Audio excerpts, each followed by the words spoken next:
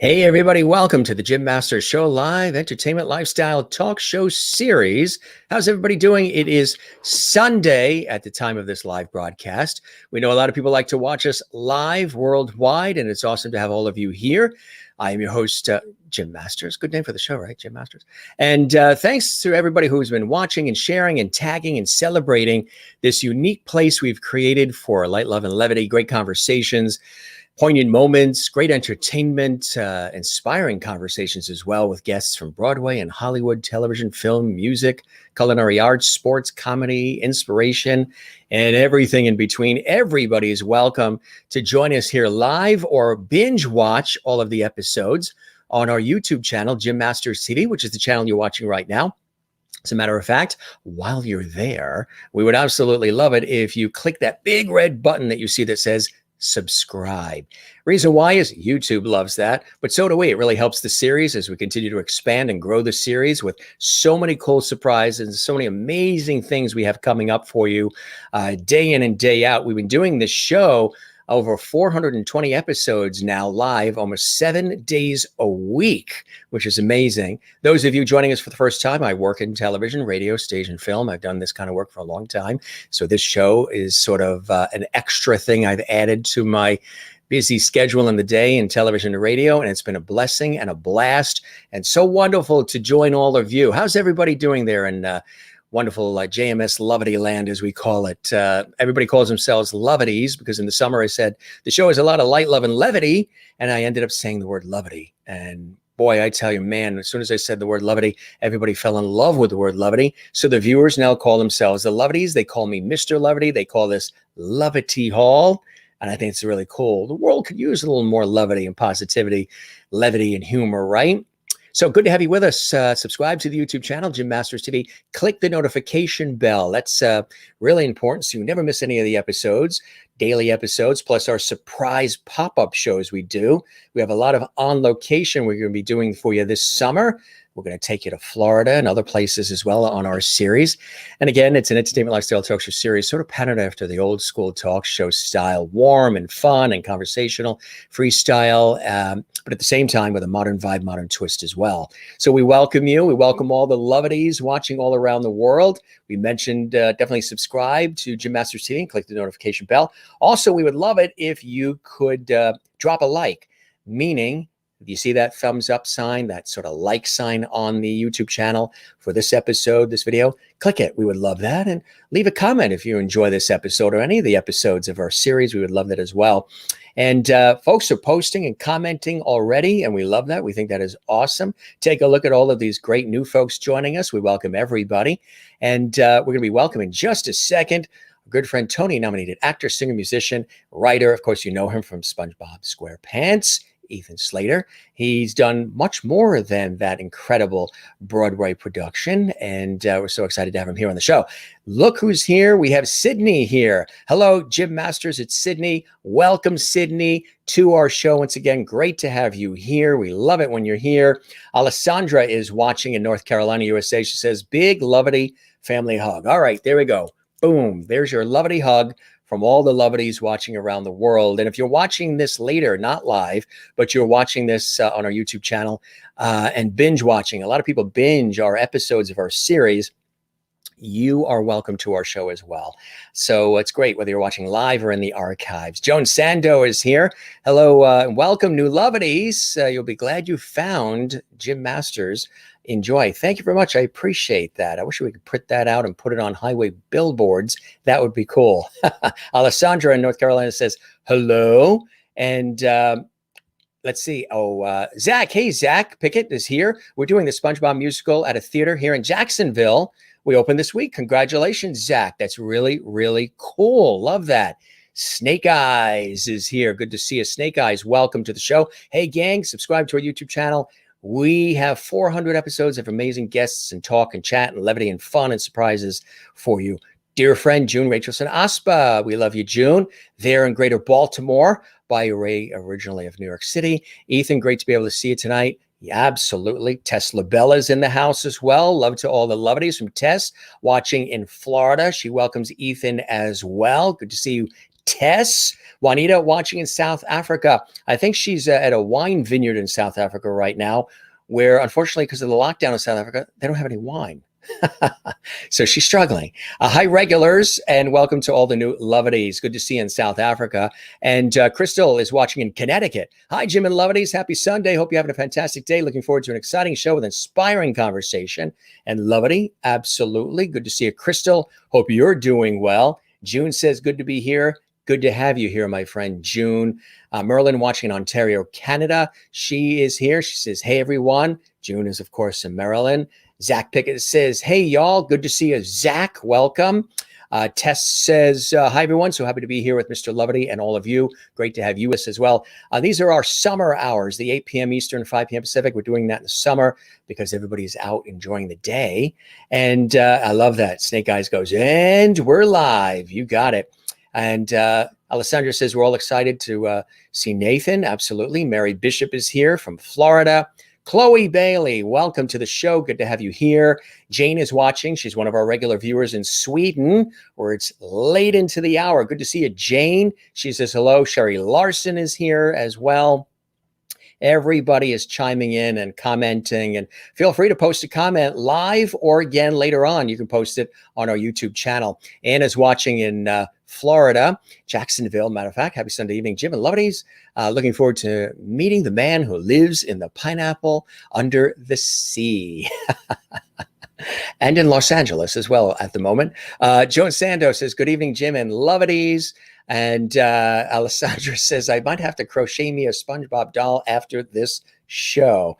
Yes, you probably will during the show as well. And Juanita says, hello, Jim and Lovely Squad. Cassie Moore says, I had someone on Etsy make a SpongeBob doll for me inspired by Ethan. He's, I'm sure, very happy to see that. So excited. Hey, guys. Good evening. Patrick, always my favorite. Sherry Larson. Good stuff. Great comments. We'll continue looking at them as we go along here. But first, we do want to welcome our special guest to the show. Again, live and direct from Los Angeles, California. Allison is here. Good to see you, Allison. Welcome to the Jim Masters Show live. Chloe is here from the UK. Yes, the UK. I know if you are watching football, as they call it there, we call it soccer. Italy beat England.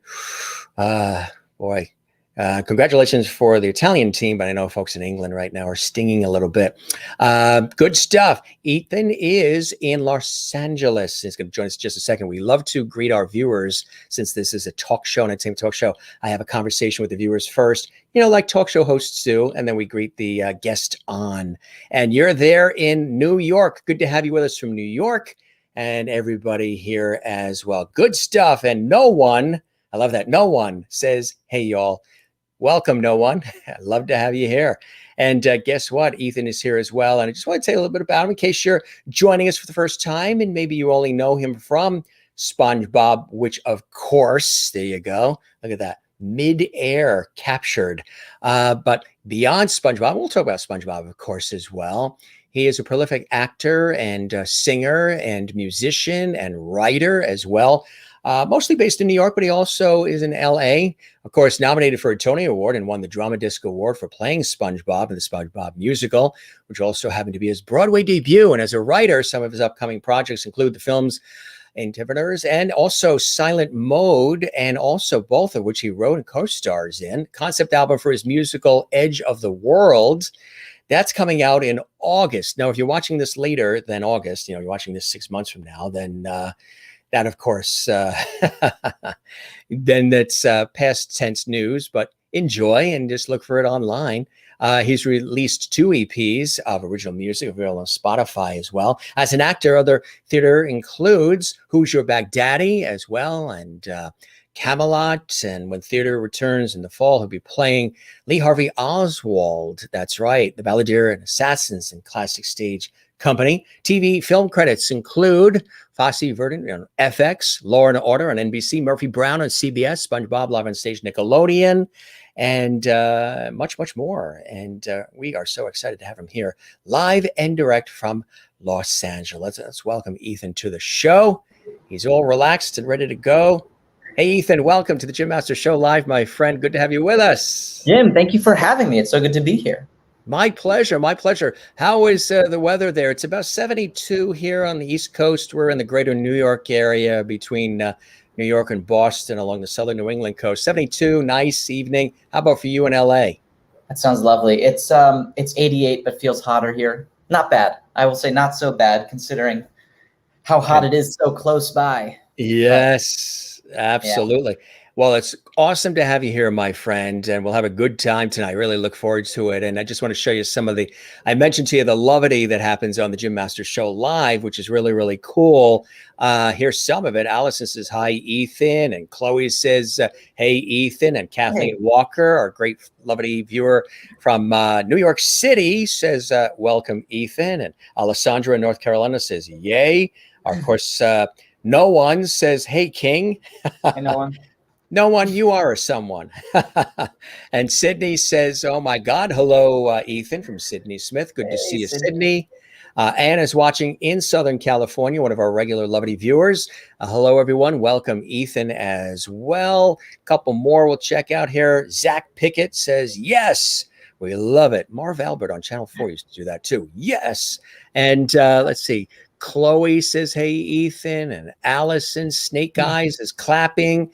Space Buggy says edge of the world. We were just talking about Richard Branson going up in space today, literally to the edge of the world. So very uncanny that we're talking about that tonight on the show. Top edge. I tell you. Crystal Nolan says, hi, Ethan. Welcome to Levity Hall. Juanita, she's in Connecticut. Juanita in South Africa. Welcome to the show, Ethan. Joan Sando, welcome, Ethan, to Levity Hall. Anne's in Jacksonville, Florida. Welcome, Ethan. SpongeBob is my favorite character. And then Patrick, their antics make my heart smile. Sydney says, tell Ethan I said hello. Ethan, Sydney says hello. Oh, thank you, Jim. Hey, Sydney. There you go, right there. We're connections. It's all connections. Christine in North Carolina. Ethan, welcome to JMS Live tonight. You're now a Levity. See, that didn't take long, Ethan. I told you you're going to be a Levity within seconds of coming on our show. It's pretty cool, isn't it? It's amazing. I feel like I'm embracing a hug. It's beautiful. It is. I mean, there's Tonys, Grammys, Oscars, Emmys, Tellys, Peabodys. But when you get a Levity on the Jim Masters Show Live, it's like, hey, Ashley. I love seeing everyone who's here. It's pretty amazing. Cool? Yeah. Ashley as well. Hey, Ethan, nice to see you. We welcome everybody to the Jim Masters Show Live. Thanks for joining the show this evening. SpongeBob SquarePants will be a fun show. June is smiling as well. Good to see you, June, in Greater Baltimore. So how have you been? Obviously, you know, the world sort of paused a little bit March of a year ago already, 15 months. What were you in the thick of at that time, and how were you getting through all the craziness? Yeah, I was gearing up for a year that I was very excited about, like so many people were. I was working on the show Assassins at Classic Stage Company. Which is a show that I love, and the cast was outrageous. I just walked into that rehearsal room and was like, I had to be really quiet for the first few days because I was just so in awe of everyone that I was getting to work with. And of course, we were 2 weeks into rehearsal when we had to take a day off to assess. We would be back on Saturday. And then Saturday, they said, actually, you know what? We're going to come back on Monday, but don't worry, we're going to come back on Monday. And then, and then I've just been playing the music alone in my room since then. But there's like hope for that show to come back, and Classic Stage announced that they're committed to doing it, that they are going to do it when theater comes back, when they're able to come back. So that's exciting. That is cool. Yeah, that is cool. So they're looking to do. Cassie says, I'm saving my money for Assassins. She's amazing. She's putting the pennies in that piggy bank there and saving that money so she can go. And Allison says, can't wait to see you in Assassins when I can. Tess says, you work so hard, appreciate you, and you work, so much, of course. Absolutely. So that's cool. So that project was, 2020, and, for a lot of people I've talked to, they were like, oh, I've worked so hard, and 2020 was supposed to be the year. 2020 had all these cool things lined up, And I just really, and then boom, they get the phone calls, everything stopped. Even, some of the work that I do, we were supposed to be flying to Ireland, Texas, Florida on TV shoots, and some of the TV studios closed and stages, a lot of things, just shut as people were adjusting. So you've made some adjustments and stayed creative. That's the thing is, I think that's definitely felt really true for me. I felt like this was a year that I was so excited about. It was going to be awesome. I was going to, a couple of things that I've been hoping would pay off were going to pay off. I'm trying to reframe it a little bit and remember that, you don't know what you've got till it's gone, right? So I think that there's probably a lot of other years for all of us in which we felt that promise, we felt that optimism of what was going to come. And it paid off, or it didn't. But often it did pay off, and you just aren't able to appreciate it as much until you feel it taken away. Yes. So I'm doing a lot of work to reframe the disappointment of this year as a way to be like, okay, well, maybe I need to recognize big moments when they happen, and not only when they're taken away.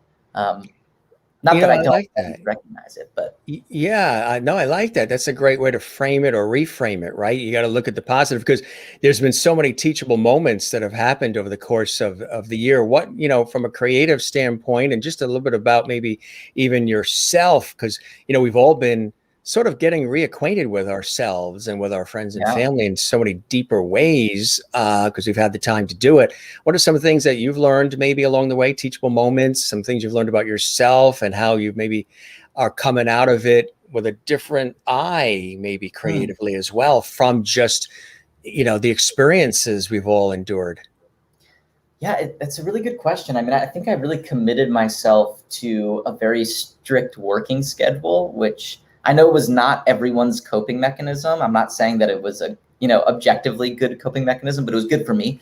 And I, I was up early and I was working by, 8:30, 9 a.m. and I was working for 8-hour days. And then I was working for 10 or 12-hour days, but I was writing and working on my music. And so that was a really good experience for me, because I saw how much I was motivated by the work itself, which is good, and not always motivated by the audience as much as I was by the creating of the art. Not that I'm not motivated by all of it, but it's always good to see which parts, provide that fuel. And I will also say the other thing that was big for me this year is in Assassins, I'm playing guitar, and I'm playing Sondheim on guitar, and I'm playing it with this, this ensemble of unbelievable actor musicians. Not all of the roles play instruments, but the whole band is played by the actors. And so as the balladeer, I felt very exposed in a lot of it. And I was working really hard every day after rehearsal. I was going home, I was practicing for 2.5, 3 hours in addition, just to be able to do it, because it's Sondheim and it's important to play it right. But actually this year I've just been practicing my music in a different way. And I've been able to approach music from more of a technical sort of, can I play that? Can I figure out how to play that? Can I learn, can I teach my hands how to do things that they hadn't been able to do before? And I feel really grateful for that time. And has that happened? Have your hands been doing things you never knew that they could do? And yes, it's something that I'm not surprised by, but I just feel so much more comfortable with a guitar in my hands. And I've been playing since I was in 5th grade. It's been something that's always been a part of my life that I've always felt comfortable doing, but now it's a totally different thing. Like a good example is I just performed a song for the Theater World Awards where I played Best Day Ever from SpongeBob on guitar. Oh, wow. And I didn't think it was that hard a song, but I was never able to quite play it so well. And then I decided I wanted to play it, and I just picked it up, and I was able to do it for the first time ever. And, I've been working on SpongeBob since 2012. I've been trying to play it on guitar since then. And for the first time in my life, it was just like, oh, this is what it is. This is what it is. So it came, trying and tenacity, it pays off, right? Yeah, it does. And I think it pays off. For me, it paid off this time without really hoping that it would. I was sort of just playing because I wanted to, which right, which I feel grateful for. Yeah. You know, a lot of people I've talked to have said things along the lines of, even though everything sort of came to a halt during the last 14 months or so, in some respects, it's also been refreshing and a time for them to breathe, because they're always going. They have to be, I know how that is working in this industry too. You always got to be out there. You're on stages, you're in studios, you're running, you're going. And now there was some time to at least be able to breathe, take a look at your life, next chapters, things you want to do. Are they really fulfilling me? Get reacquainted with certain people in your life at a deeper level, create, maybe do some things that you didn't get a chance to do. Like you're talking about now, to have enough time to spend time on it. Did you have that happen too? Were there moments where you're like, I miss it, but at the same time, there's elements of it where I can actually breathe? Definitely. I mean, just the writing thing. I've always said to myself that I want to be a writer first. That is always it's what I've wanted to be since I was in high school. I've always wanted to be an actor and a writer, but I always wanted the writing to be the first part of the multi-hyphenate. And I, never begrudged the fact that it wasn't, but it was also, I didn't have time. I was writing after I was working on a show when I was lucky, or before that I was, working at a coffee shop and auditioning and then writing. And so there was always other stuff sort of in the way, and for better or worse, my full-time job, 100% for most of the last 18 months was a writer, which I really loved. It was also, and is that of music? Is that just specifically songwriting, or were you doing short stories and other types of writing as well, or journaling? Yeah, mainly writing screenplays and TV and theater stuff. Yeah. So storytelling in that way, sort of performing. Because you're definitely a storyteller. I mean, and early on for you, Ethan, what do you think came first? Was it the music? Was it being the musician? Was it the writer? Was it the actor, singer? What first, and what still speaks to your heart the most today? That's a good question. I feel like in a roundabout way, it was definitely the writing, only because, I was always sort of telling stories, and until I was in high school, I would say that I was a big liar. I lied a lot. I had a lot of trouble with that. And then when I was in middle school, you just stretched the truth a little, or I was a storyteller. I was a storyteller. Embellished. Yeah. I had a very active imagination. And I think that I was doing a lot of that because I was telling stories that I thought were interesting, and I didn't think anyone believed me. It was that kind of thing.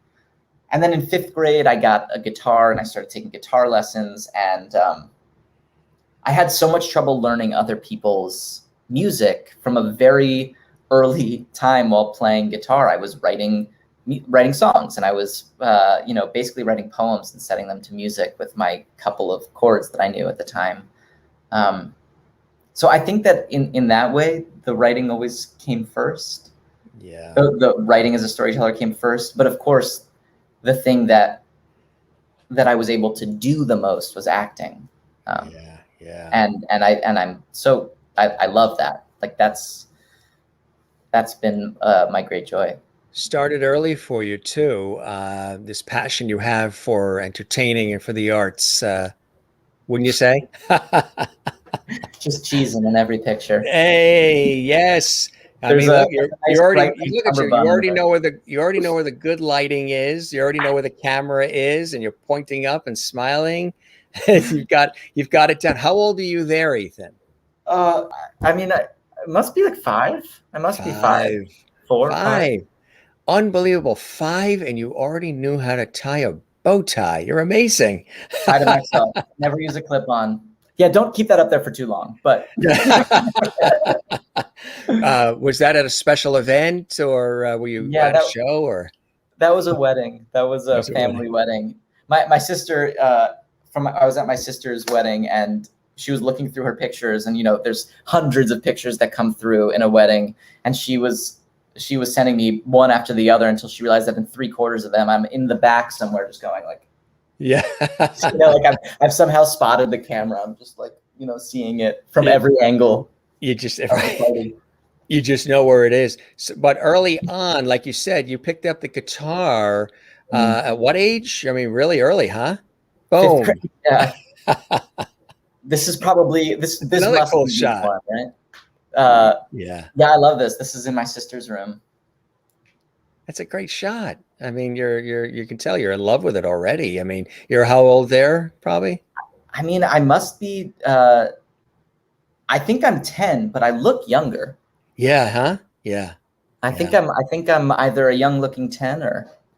Would you say that was probably one of your first guitars? That one, maybe? Definitely, that was my first guitar. That was the guitar that I had until for at least 5 or 6 years, and then the first thing I ever like saved up for to buy was a guitar. Oh no, maybe that was my first guitar. Yeah. I remember making these. I made so many of these, and they never quite sounded the way I wanted them to. I was like, these are going to sound incredible. So you made your own instruments. That's cool. That picture of me around 10 with a guitar was actually the album art for the first album I ever put together when I was in high school. And the only people who have a copy are probably my sisters and my bubby, my grandmother. Oh, that's cool. I made it for her. Basically, it's like 20 songs. It's outrageous. I love that. That's perfect. But so early on, who were some of the folks that inspired you? Were there family members that were doing this kind of stuff, or what were some of those early inspirations for you, Ethan, to want to, get into music, but also get into the arts, theater, and everything else that you've been able to master? Well, we listened to a lot of music. My dad always had Paul Simon on. Yeah. I would say that Paul Simon was a huge influence for me, just in the air at all times. My mom loved dancing. She loved folk dancing, and in a very casual way, just would get us to appreciate the music. And then, of course, like I saw my sisters doing school plays, and I'd like to say that my actual stage debut, I was about 4 years old, and my oldest sister, who was 10, was playing Dorothy in the community theater, was the neighborhood theater Wizard of Oz. Yeah. And she needed a Toto, so she asked me to be her Toto. And I had one responsibility, which was to, spoiler alert, if you haven't seen The Wizard of Oz. Yeah, right. My one responsibility was to pull the curtain back on the wizard. Ooh. And it was a huge moment. That's a big one. It's a big responsibility. Yeah. Everything led up to it. The entire show leads up to it. And of course, on opening night of 2 performances, I grab the curtain, trip, and pull the entire thing down on the wizard inside the booth. So an auspicious beginning, but yeah, I would say that's my debut. Yeah, hey, we were at a wedding when we were kids with my sister, and we were in the wedding party. I was the ring bearer. I would think it was like 11 or 12 or 13.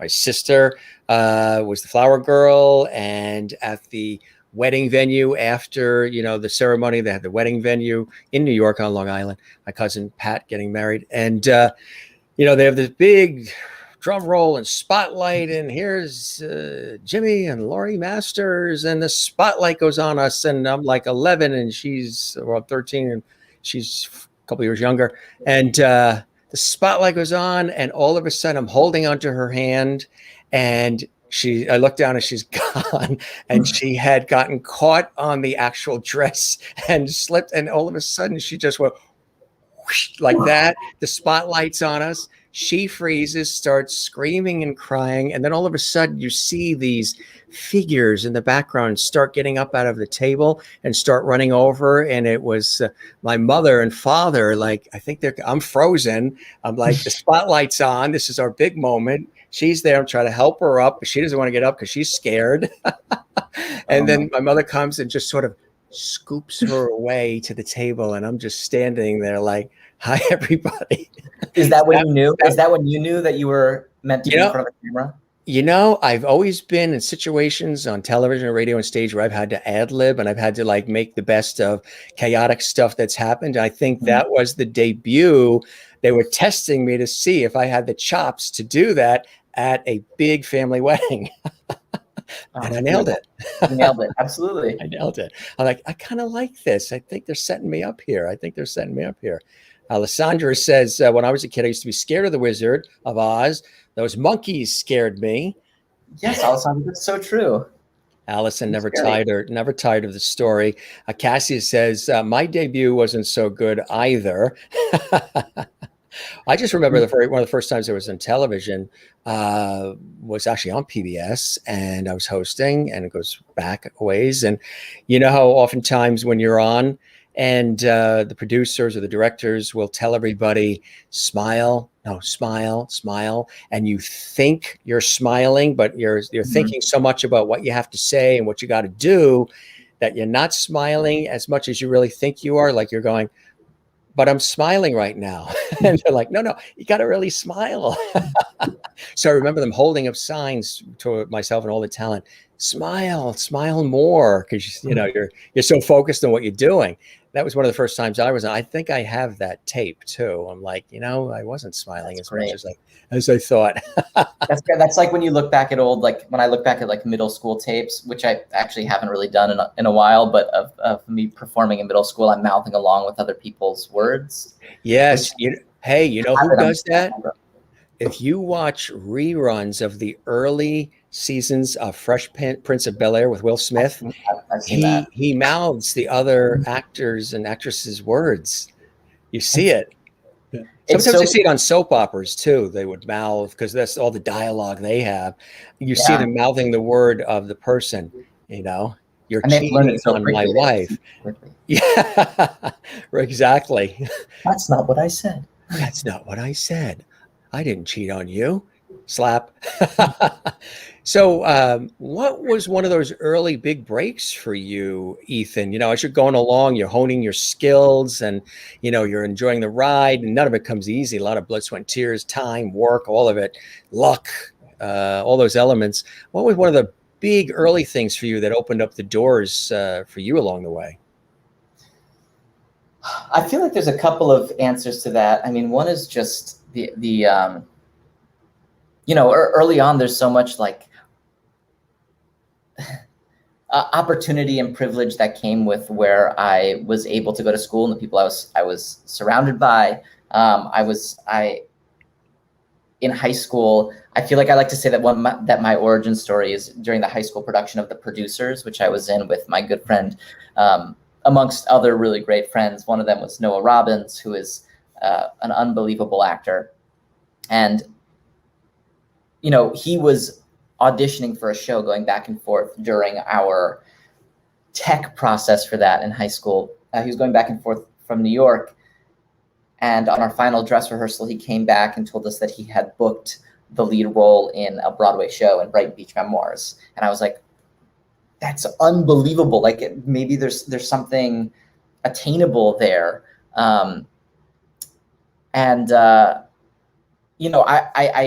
I remember thinking at that time that if I work really hard, I might be able to follow in his footsteps. I asked Noah once what made him so good, and he gave me the best advice that I've ever gotten, something that I really cling to. And he said that acting for him is all about making everyone else on stage look better than him. And, at the time, I didn't fully know what that meant, but I've come to realize that it's about sort of the selflessness of the storytelling. And he claims he doesn't remember saying it, but I remember it clear as day. Yeah. I did see somebody ask if there's sound problems. Is my sound okay? No, you sound good. Everything sounds good on this end. Yeah. Sydney says, going off to college, just graduated high school this year. Congratulations. Following your footsteps. Beautiful. I bet that happens sometimes too. We all get people who, follow the work that we do. And sometimes we're so busy doing the work, we don't realize that there are people that we're also inspiring and sort of mentoring along the way. And that's cool, huh? It's amazing. I mean, getting to meet people frankly, because of SpongeBob mainly, has been such an unbelievable honor. And actually, there's some people who I'm seeing here who I've gotten to work with. I'm gonna miss some people. I see Cassie's here and Chloe's here, and we've not only gotten to meet and talk, but we've gotten to sing together and work on stuff together, and to have those sort of those relationships and that go back and forth. It's really it means a lot. It's so special. Yeah, that's like the icing. It's like the gravy, isn't it? When you have an opportunity to collaborate with people and you become even friends, and you sort of root for each other, even if you're not in the same production. Maybe there's something else they're in and something you're in, and just sort of like rooting on, hey, go Ethan, and go, Chloe or Classy or any of the others. That's a really cool sort of residual of all of this work, isn't it? It really is, the community of it. I mean, yeah, it's just the best part of it. And it's right. Like what you're saying is you can get so like insular on the work. SpongeBob was something that I knew about and I wasn't able to tell anyone about from 2012 until 2016. So, that was the longest I'd ever done anything. And obviously I did tell people, but I couldn't actually tell people. Yeah. And then all of a sudden it goes public and it goes live, and all of this work that we've been doing, that I've been pouring my life and my heart and my soul into, connects with people, and they see it, and people love it, and it means something to them. And then all of a sudden it's this thing that is no longer just mine, which makes it even better. It makes it so much better. It's gravy is right, but there's something so unique about it. Or at least it's been unique for me. Absolutely. Speaking of SpongeBob, how did that all develop? How did that come about for you? And how high in the air are you? That is amazing. You sure this isn't Cirque du Soleil or Pippin or something? Yeah, it's an illusion. I'm just lifting my legs high. That's it. SpongeBob. I mean, speaking of like an early break that combines a lot of things, including luck. I was in college. I was a sophomore in college. I went to Vassar, and I wanted to spend the summer working at this theater company, Shakespeare on the Sound, which is in Connecticut. It happened to be the same time in Connecticut. Not far from you. Yeah. And a good friend of mine lived in that town, so I was like, I'm gonna apply. I'm gonna live with him, and we're gonna, it's gonna be this great summer. Plus, Stu was composing, and I was like, I gotta try to apprentice for Stu. Yeah. So it was this amazing opportunity that I wanted to apply for, and I did. I applied. I had to do an audition for the apprenticeship application. They liked my audition, asked me to come in for their main stage show, which was Romeo and Juliet, and this was Erica Jensen at Calleri Casting, who I can't shout out enough, and I need to shout out more, because I auditioned for Benvolio in Romeo and Juliet, and I got the role, and it was the biggest moment of my life so far. It was my first New York audition, my first professional job.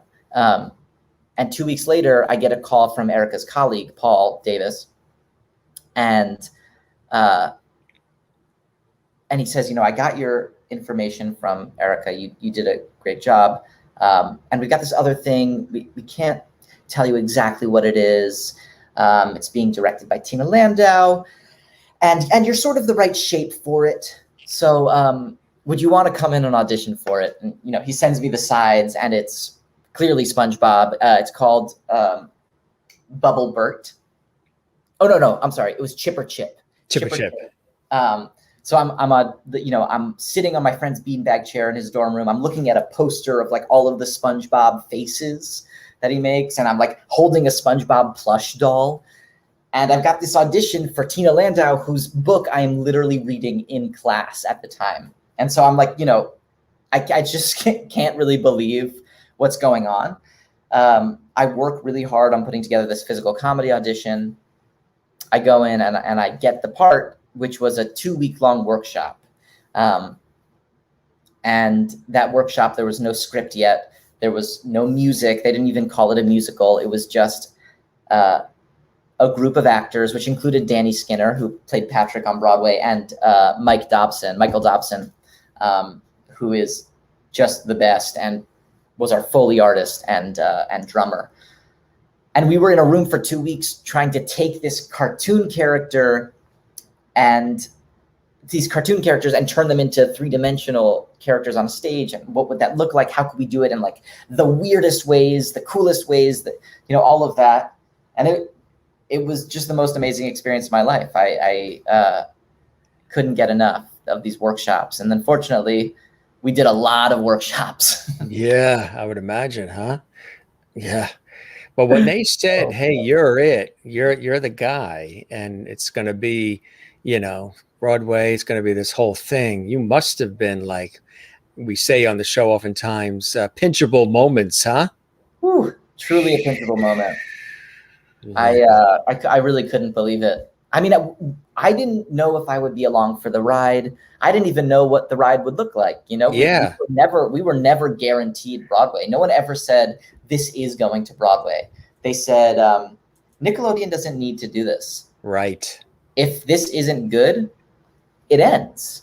Right. Which is terrifying, but also incredibly liberating because you don't have an end date where you're like, well, we have to have something because the whole world's going to see it. We were making it organically, which is like a pretty funny. I always like sort of end up laughing at myself when I talk about SpongeBob because I talk about it in ways that can like sometimes sound like pretentious or something. Like we were organically grown. We like approached it art first. It was all about creative expression. And then we have SpongeBob, which is like the goofiest, most fun thing in the world.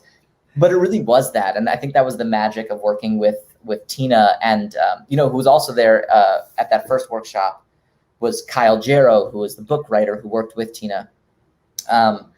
But the magic of Tina and the magic of the people that she brought in to work on this thing was that we approached it from this place of like creative wealth and constantly generating new ideas. And it was awesome. I just loved it so much. I mean, what was the experience like as it was being so well received and people were showing up and, people were really enjoying it? You must have just been like, this is an absolutely incredible time of my life. A lot of hard work, too. It's lots of physicality and song and dance and so much more. But really big highlight in your world, huh? Would you say? It was awesome. I mean, Danny and I, who had been working on it together as SpongeBob and Patrick for so long, we often had these debriefs in my dressing room before the show, especially during throughout the run, but during previews, they were very intense because we didn't know what was going to happen, but we would just say to each other, like, we believe in what we're doing.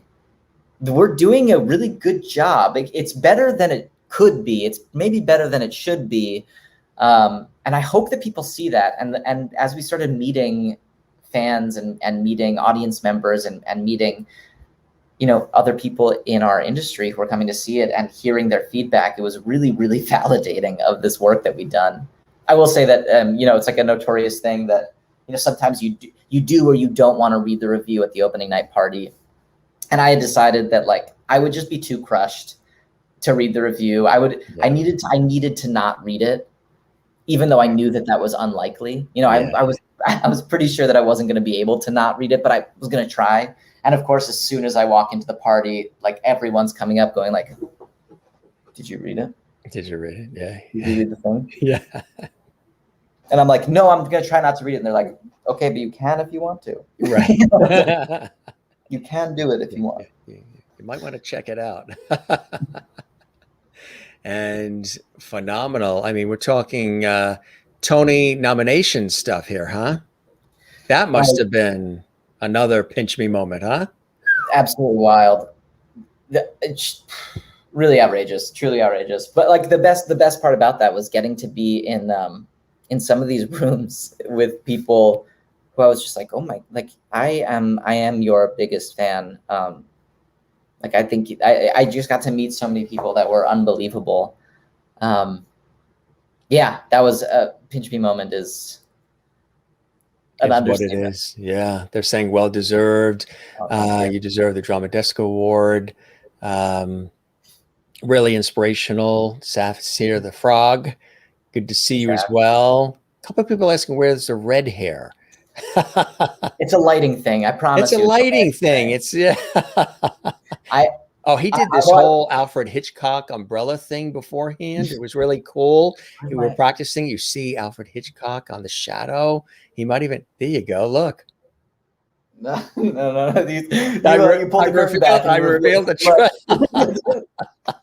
Kind of like when you pulled the curtain back in the beginning with the Oz, right? Yeah, at least nothing fell on me. Yeah. Oh, darn. It's like he's. Hey, we're going to get entertainment like this, folks. Come on. Shut up. Live. It's live. You can barely see. Right. Yeah. Oh, yeah. There you go. Who's that? Somebody joining you, right? Oh, come on.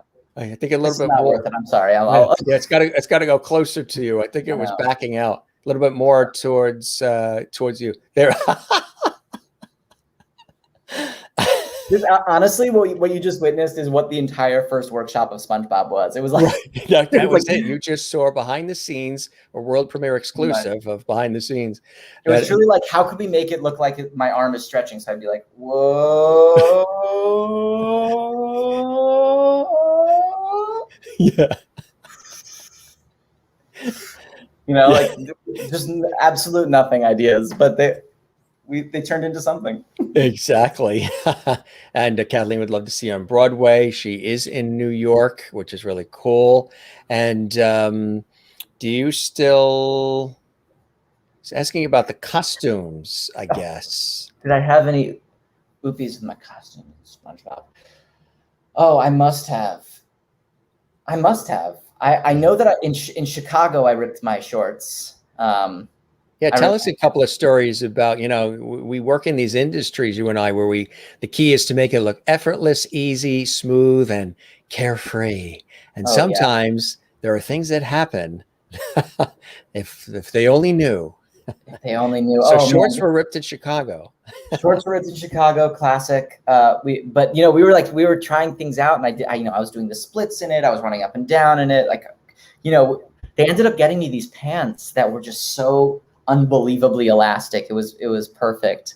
But maybe my absolute favorite moment of the show, and it's not something that really happened to me, but it happened to Danny, and I think he would be absolutely thrilled with me telling the story, is that Patrick flies in on a jetpack in Act 2, and one night the rigging wasn't working, so they had to let him down.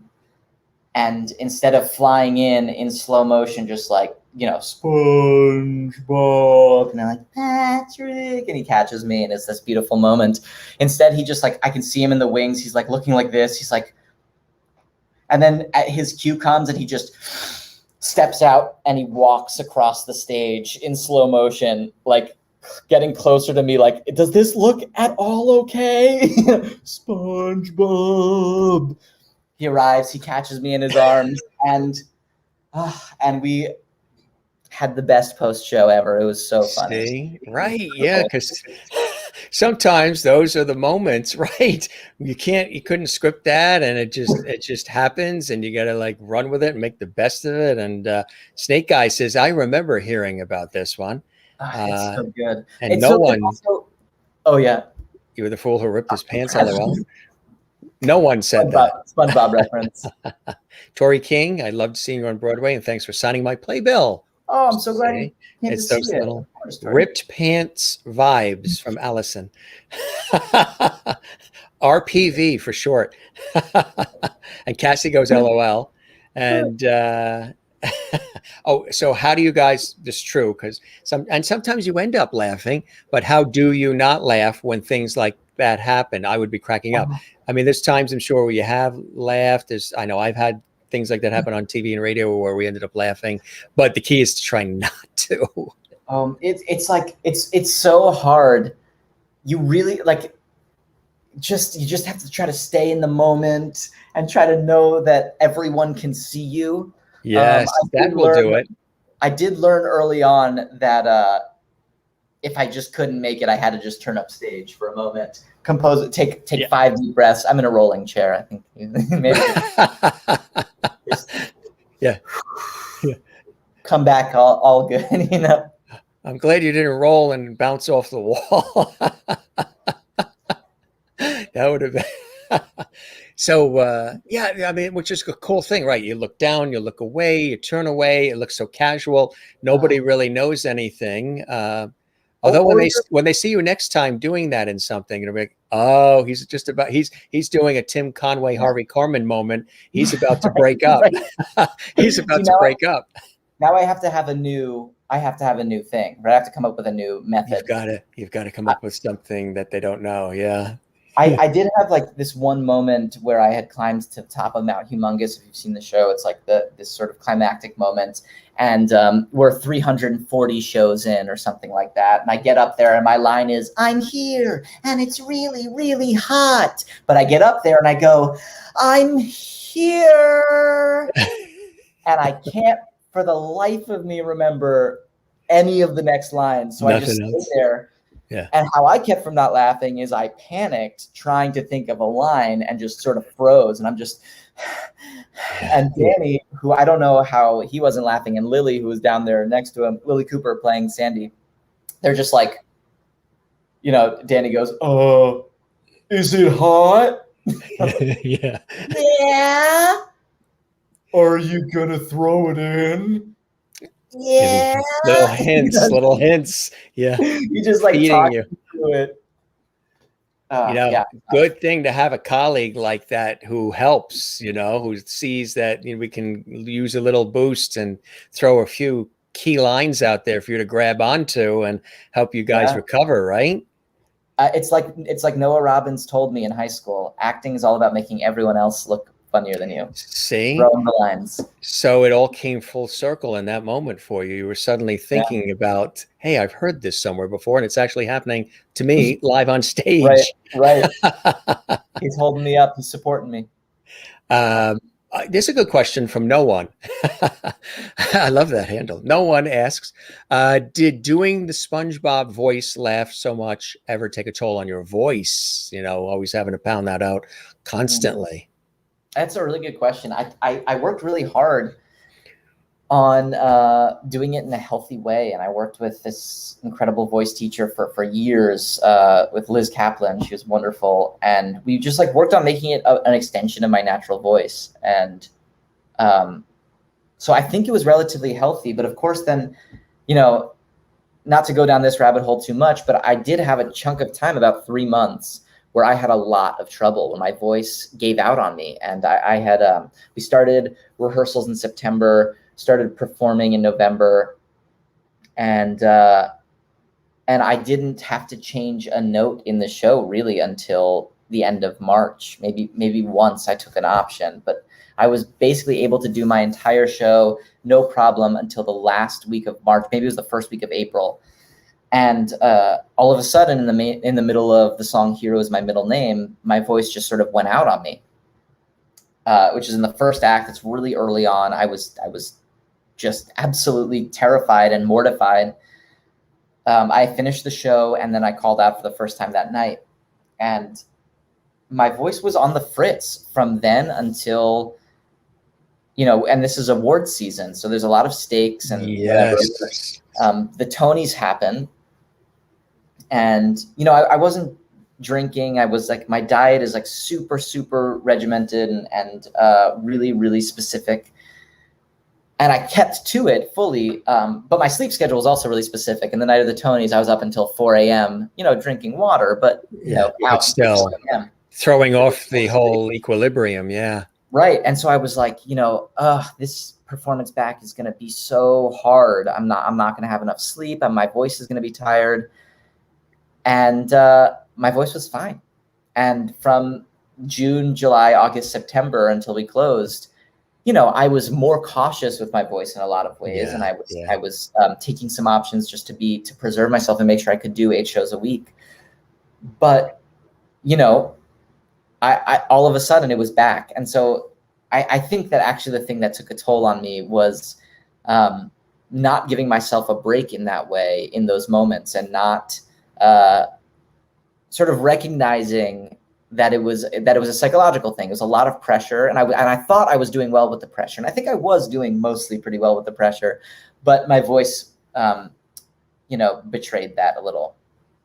And so it's something to learn for next time. Absolutely right. Well, what is some of the vocal training? Obviously when you're doing voices and things of that nature, and you're really having to pump it out, to an audience, what are some things you do? Are there habits? Are there things that you do formatically prior, whether it's drinking lots of water, being hydrated, or tea, or the sleep, or definitely, as we all know, no milk products. That's not a good one. And just is there a certain routine for you, especially when you're taking on a role that's going to be so physically and mentally demanding? Yeah, definitely. So I have a really strict diet, although the question is, did that actually help, or was that just to sort of keep in shape? I think it helped. But I didn't have any nightshades. I didn't have anything acidic. Any bubble tea? Sydney wants to know about bubble tea. I did have bubble tea. Bubble tea was my big cheat food. And on Sundays between shows, and if we only had one show on Sunday, then Saturdays between shows, I would order bubble tea for anyone in the cast who wanted it. Yeah. And so we would all just sit around drinking bubble tea. Yeah. Everyone was ordering things. It wasn't. I'm not saying it as though it was this thing that only I did. We all did it together. But yeah, no, I love bubble tea. Bubble tea was a really good okay, instead of a glass of wine, I have bubble tea. In between shows. Yeah. But yeah, I stretched for an hour and a half. I would get to the theater 2 hours early, an hour and a half before half hour. I would be drinking hot herbal tea. I was very hydrated. I would stretch slowly, very slowly, for about 45 minutes. I would do some vocal warm-ups for about 10 minutes. I would do a little bit of higher intensity. I would either lift weights for 15 minutes or do some sort of get my heart rate up for 15 minutes, and then stretch again. And then I would go get into hair and makeup.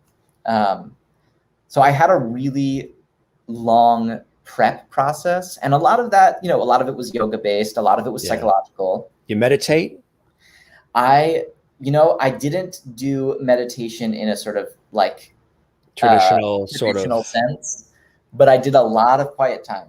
I did a lot of lights, all the lights off. I put on a record. I sat on my couch, and I just quiet your mind.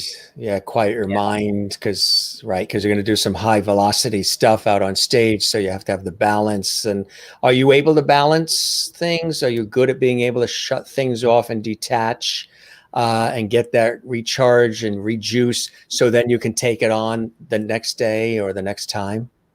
Yeah, I think so. In different ways. I think I've often been pretty good at compartmentalizing in my life in general. And that's pretty helpful with things that are high pressure. Yeah. I also think, it's in another version of the it takes a village kind of thing. I had a lot of support around me. I had a lot of, I had physical therapy 3 to 4 times a week. I had, and I had a cast and a crew and, staff at the theater that were all there for the best reasons with the best intentions. And we really genuinely, I say this knowing how lucky we were, loved each other. Yeah. And so I always felt really buoyed by everyone, even when I was, as exhausted as I've ever been. Yeah. That's cool. I mean, you got to be surrounded by that support system, right? That levity, as we call it here on the show, because, there's times when maybe you're not feeling at your best that day, or somebody else isn't. And you sort of each lift each other up and keep the train on the track, right? And that's very important. Yeah. Yeah, absolutely. The support is so crucial. Music, as we mentioned, very, very instrumental. Love that in your life, and the guitar. Yeah. And we've got a couple clips here. We have actually a clip of you're actually on the beach, and it's I'm Away. Tell us about that one. Love to share that one with everybody. That's a cool one. Sure. That's I'm Away is a song that I wrote from a project I've been working on called Write Me In, which is a musical film. It's about two brothers, and the question at the heart of it is who owns a story. So one of the brothers ends up taking stories from his brother's journal and turning them into his own music. So this is a pretty pivotal moment in the film, and it's a song that I wrote, years ago, and I've always loved playing. So I think this is probably a video from out on Long Island. We just sort of went on a long drive, my wife and I, and we stopped to do a winter walk on the beach. And she was like, "You should get your guitar." And I was like, yeah, I should get my guitar. And that's film and we'll capture it. And was it winter time or spring or fall when you took it, or summer? I think it was early spring, late winter, Yeah. So a little bit of a chill in the air. Brisk. Keeps it fresh. Out east on not in Long Island, but on the island. Yes. Yeah. Right. There's a whole thing with that. Yeah. That's so right. Right. You grew up in New York? I grew up in Washington, D.C. So D.C. And then what brought you to New York? Was it theater? What was the pivotal thing that brought you to the city? Yeah. I went to school in Poughkeepsie, New York. Poughkeepsie. And I loved it there. I always thought that I was going to move to Chicago and do sort of Chicago theater. I was really into that idea. Yeah. And then I started working on SpongeBob while I was in school. And so I had this sort of natural progression into New York.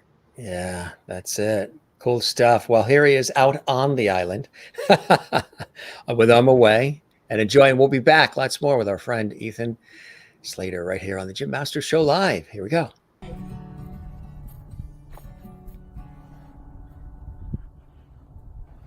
There's nothing the sky could dissuade me of, 'cause there's nothing it covers I haven't seen, and there's nothing the wind could impress me with, 'cause shit, we're all just trying to be free, and I'm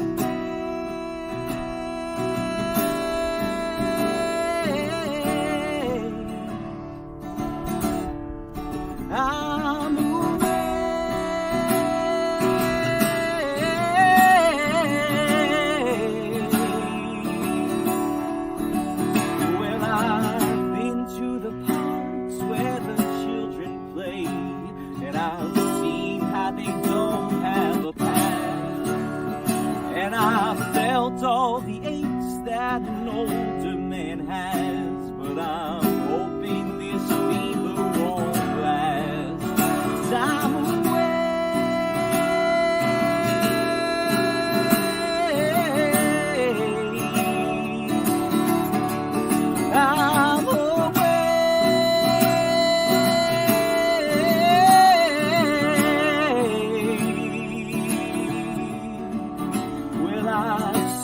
with my thoughts on the waterfront, and I've smoked my tobacco till the end. Oh, the seasons have changed, yeah, well, so have I. Now I'm breathing a stranger land. I've forgotten the heat that once hit my spine, 'cause if I try not to sweat, then I'm good. And upon my eyes are just something I clean off the hood. I'm away.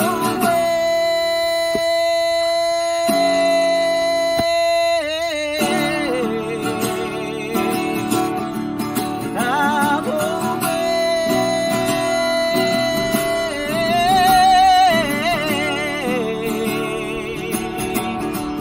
I'm away.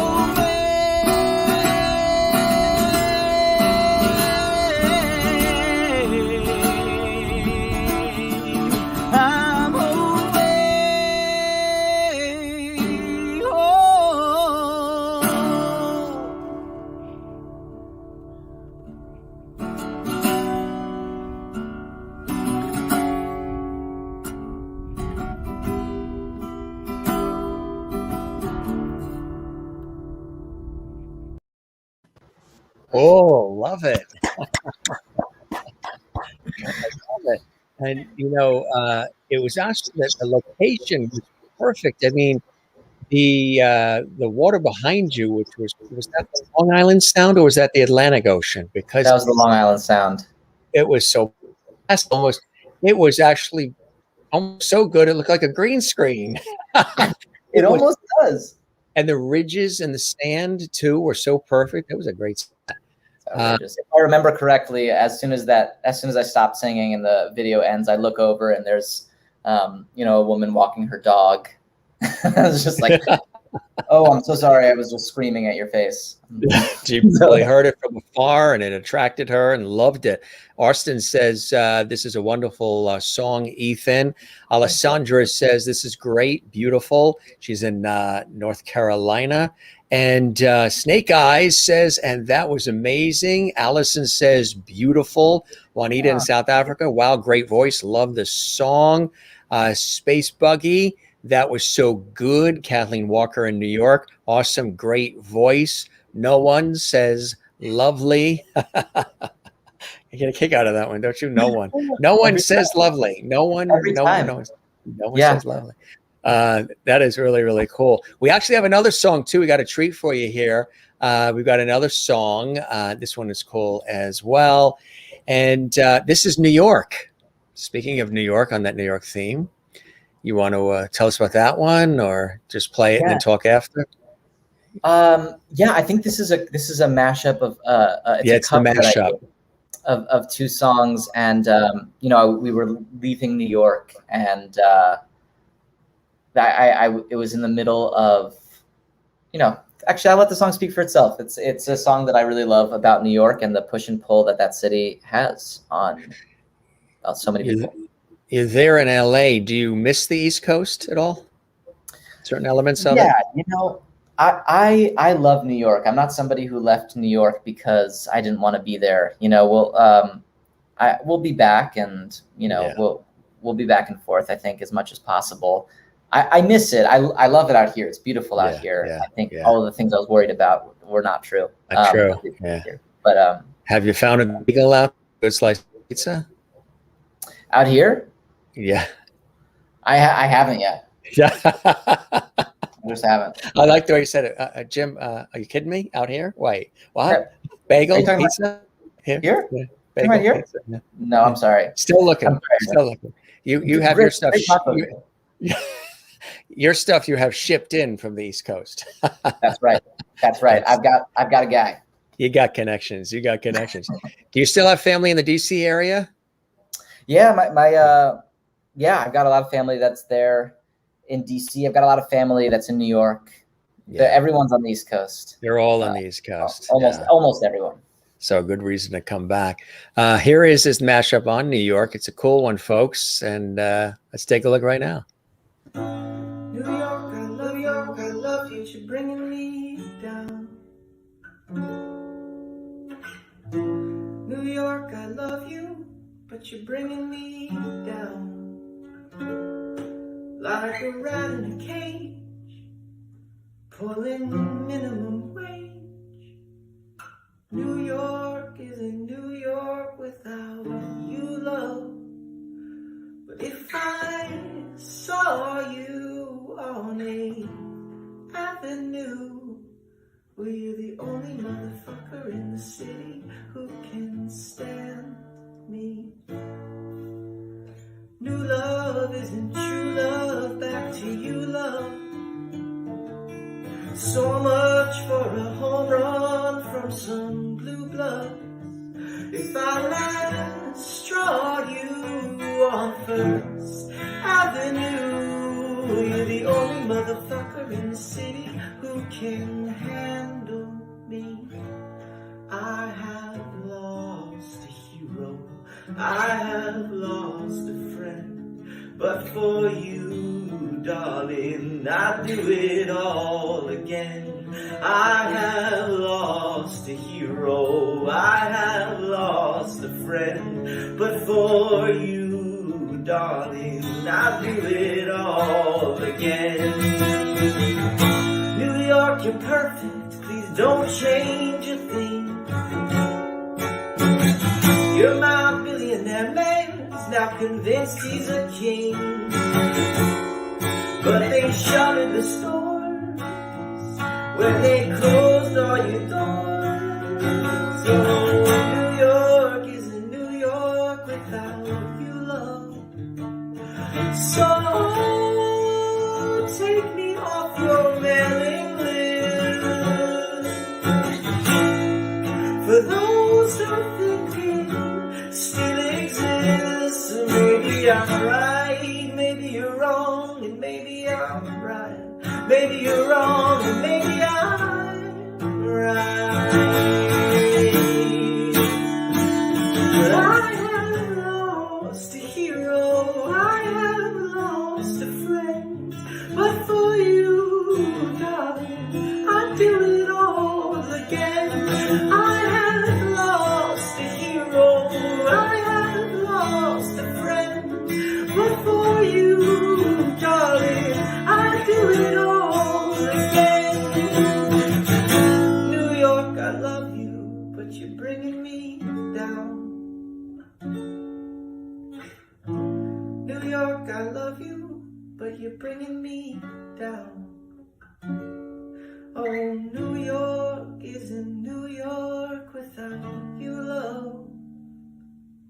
New York, you're perfect, but you're bringing me down.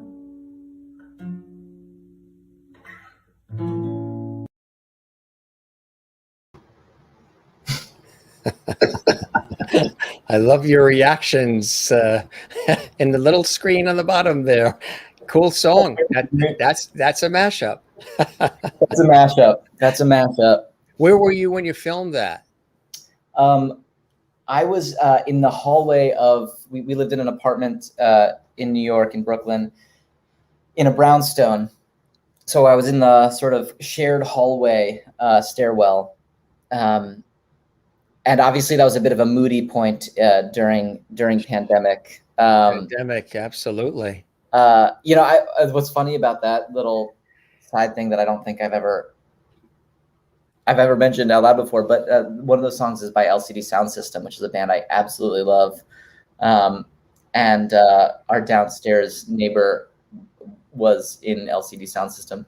So I was always like pretty embarrassed to play that song in my apartment. And then I was like, you know what? I'm just going to go for it. I'm going to do it. I'm going to do it in the communal stairwell even. Right. Exactly. Right. Yeah. He didn't say anything. I don't think he heard me. That's it. Oh, Sydney's asking how you can Sydney, you can rewatch this episode and all the episodes of our series right here on our YouTube channel. And that is Jim Masters TV, 24/7, 365, YouTube, Jim Masters TV, and subscribe to the channel. Click the notification bell so you never miss any of our episodes, because we're here 7 days a week, which is amazing. We just had Marion Ross, who played Mrs. C on Happy Days about a week ago, which was really, really cool. We have another one here too. Now this, I love this one. The title is so perfect, just for the times anyway, but Life is Weird. Oh yeah, that's one that's also actually on an EP that I released also that you can hear on Spotify. You can hear the full thing. Yeah, I mean, it is weird, right? It is, yeah, and getting weirder. No, getting weirder by the minute. Getting weirder by the minute. So now I believe you're at 54 Below in the city with this, right? Yeah, we did this incredible series of concerts. You know, I guess it was the summer of 2019. Yeah, it must have been, where we were playing actually. We played the songs from this EP that I had just released, called Life is Weird. And there's 3 songs on that if you want to check it out on Spotify. But we were also playing a lot of music from this show that I've been working on called Edge of the World. And I wrote this show with Nick Blameyer, who's awesome. And we just recorded a concept album that's going to be dropping next month, with which, you know, is going to be incredibly exciting because it stars Norbert Leo Butz, who is one of my favorite actors of all time. We can maybe talk more about that at some point. And Lily Cooper, who is one of my favorite actors of all time, and also has been a good friend of mine since college. She's one of my closest friends. So the album comes out in August, and I cannot wait. Congratulations. But yeah, so that's gonna that concert that we performed Life is Weird at, we were also trying out a bunch of songs from that show. So it was a really fun series of concerts. Yeah. And Life is Weird. What was that? You were testing him out at 54 Below? Yeah, we were giving it, we put together this sort of rock show that we played at a couple of different venues around the city. And then we arrived to do a couple of shows in a row at 54 Below. And I think we had to adjust in this really fun way and be like, oh, right, this is a venue that, not all music venues aren't this, but 54 Below is a venue about storytelling, and it's very, very intimate, and it's shallow, and it's wonderful for all those reasons. So it was a really funny adjustment to be like, okay, well, what actually do we need to lead with, as opposed to playing, a sort of loud rock show where we're trying to blast everyone in some way. How do we make it fit that intimate space? And I think we started to get there, but we didn't get there right away. So I think that that was a really, really cool experience. And 54 Below is just the best. So yeah, wonderful place to perform. Yeah, I love 54 Below as well. I emceed a couple of concerts for friends there too. Allison says, I saw you perform this live. The other thing I'll say about Life is Weird.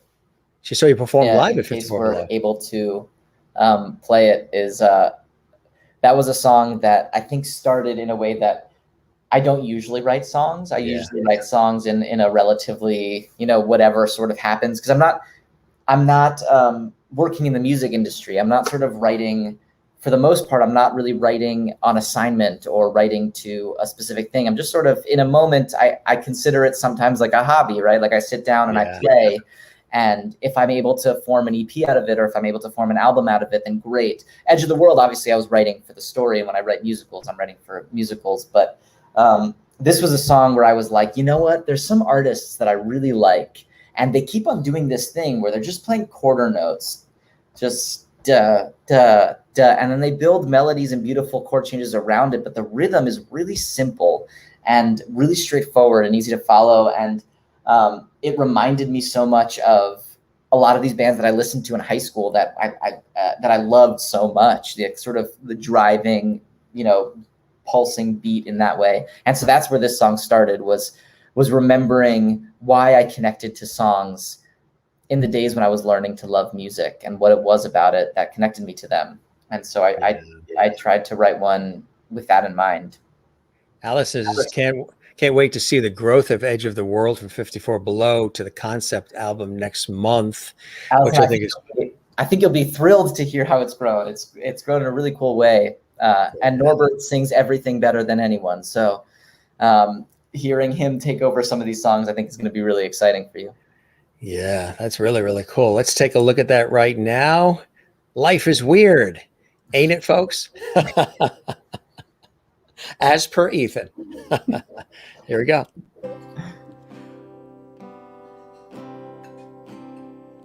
We all were told when we were young that when we're old we could become anything we want and more, anything that we adore, anything we want and more. Your mind's the limit, so baby, just let it soar.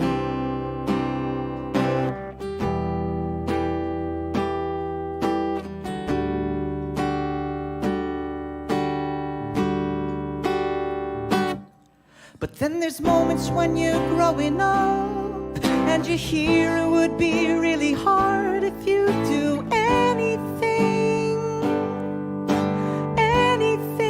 that you've never heard of, and Instagrams are glowing up and you feel that you don't know enough to take on anything, the many things that you just want to learn of. One thing you should know is life is weird. Life is weird. Oh, oh, oh, oh, oh, oh,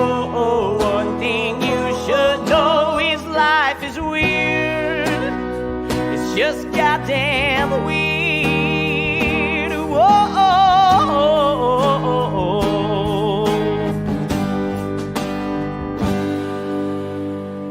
And I've got friends, and we make stuff like make-believe that we are tough. So when the daggers pierce our skin and the bitter wind is sneaking in, we put it on a speaker system and pick out a song that lets the music of our childhood win. One thing you should know is life is weird. It's just fucking weird. And I think that I would go insane if I had to borrow someone else's brain for a minute or two. Even a quick review of their unique anxieties. The sickness can be contained, but the problem, yeah, it still remains that I will confuse easy living with the struggles of modernity. Oh, oh, oh, oh, oh, oh, oh. One thing you should know is life is weird. Life is weird. Oh, oh, oh, oh, oh, oh, oh, oh. One thing you should know is life is weird. It's just goddamn weird. Whoa, oh, oh, oh, oh.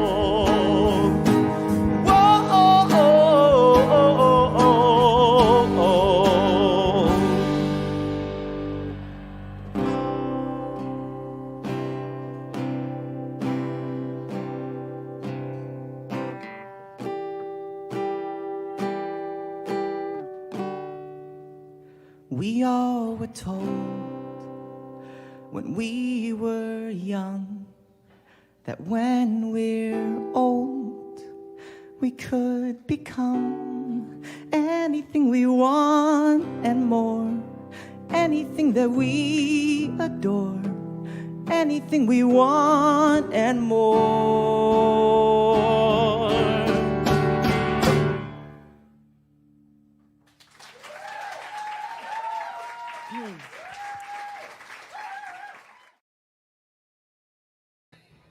Most definitely, life is weird, according to Alessandra. That's a great song. Yeah, I mean, it's so, the timing of it is quite perfect. It's perfect, perfect for the times that we've been living through, huh? Yeah, I think actually I haven't really paid much attention to it in 2020 since that summer. A lot of other stuff was happening, and then. I was maybe listening to it for the first time in a year. I haven't played it, and I think that it's what I think was weirdly prescient for me. Obviously, I wrote it, so it was all like in my head to begin with something that was sticking out that I still feel, and with everything that's happened, one of the things that's been really hard and weird is the way that social media has become even more either important or discarded, and for me. It's been a hard thing to keep up with. It's been something that I find like difficult. And I think that was. It's demanding. It's constant, right? Yeah. It's constant. And it's also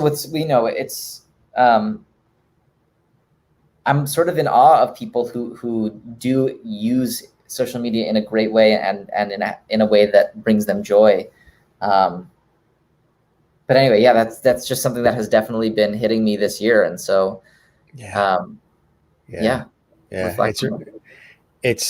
you hit the nail on the head because it really, really is, and I think a lot of people are also in agreement with us, Ethan, because the comments are. Austin Fields says another excellent show. Thank you, Austin. And Christine Clifton says life is weird. I think is something we can all agree on. Felt your passion during this song, expressing yourself. Chloe, one of my favorite songs off the EP. Also, we have Shady Neighborhood Films. Love your voice. And Thank Merlin you. in Ontario, Canada. Claps and hearts. No one says We're all going through it, man. Very true. I agree 100%. And I hope, and we say it a lot on the show, that we rise out of this more loving and more compassionate, more empathetic towards one another through everything we've witnessed and everything we've experienced individually and collectively in our lives. Joan Sando says, thank you for sharing your talent. You have a wonderful voice. Glad you came to Lovety Hall, better known as the Jim Master Show Live. Juanita in South Africa, where it's late. Catchy tune could be the 2021 anthem. She's in South Africa. You know, that's right. To her lips, to God's ears. And Wozniak in Jacksonville, hearts claps and says, so awesome. Alessandro says, most definitely life is weird. And smiles coming in from Cassie. Tess says, you're absolutely wonderful. June says, so true that life is weird. And Allison Jackson says, this song is such a vibe. Amazed someone hasn't written a song with the same title before. I swooped in. He swooped in, you know, kind of like we did with the Lovety thing here on the show. It just sort of happened and we ran with it. Yeah. Cool stuff. You know, there's so many other things too that you've had an opportunity to be a part of. I know we focus on the wonderful the SpongeBob SquarePants too. Here's a cool photo we have. Tell us about this one. So that's actually from one of those concerts that we were doing.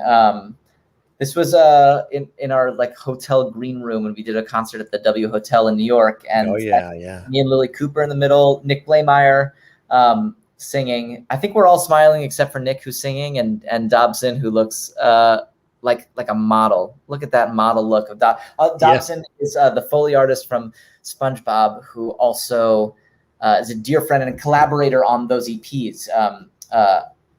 You know, had a huge hand in making the EPs that you'll hear on Spotify, where we work a lot together on music.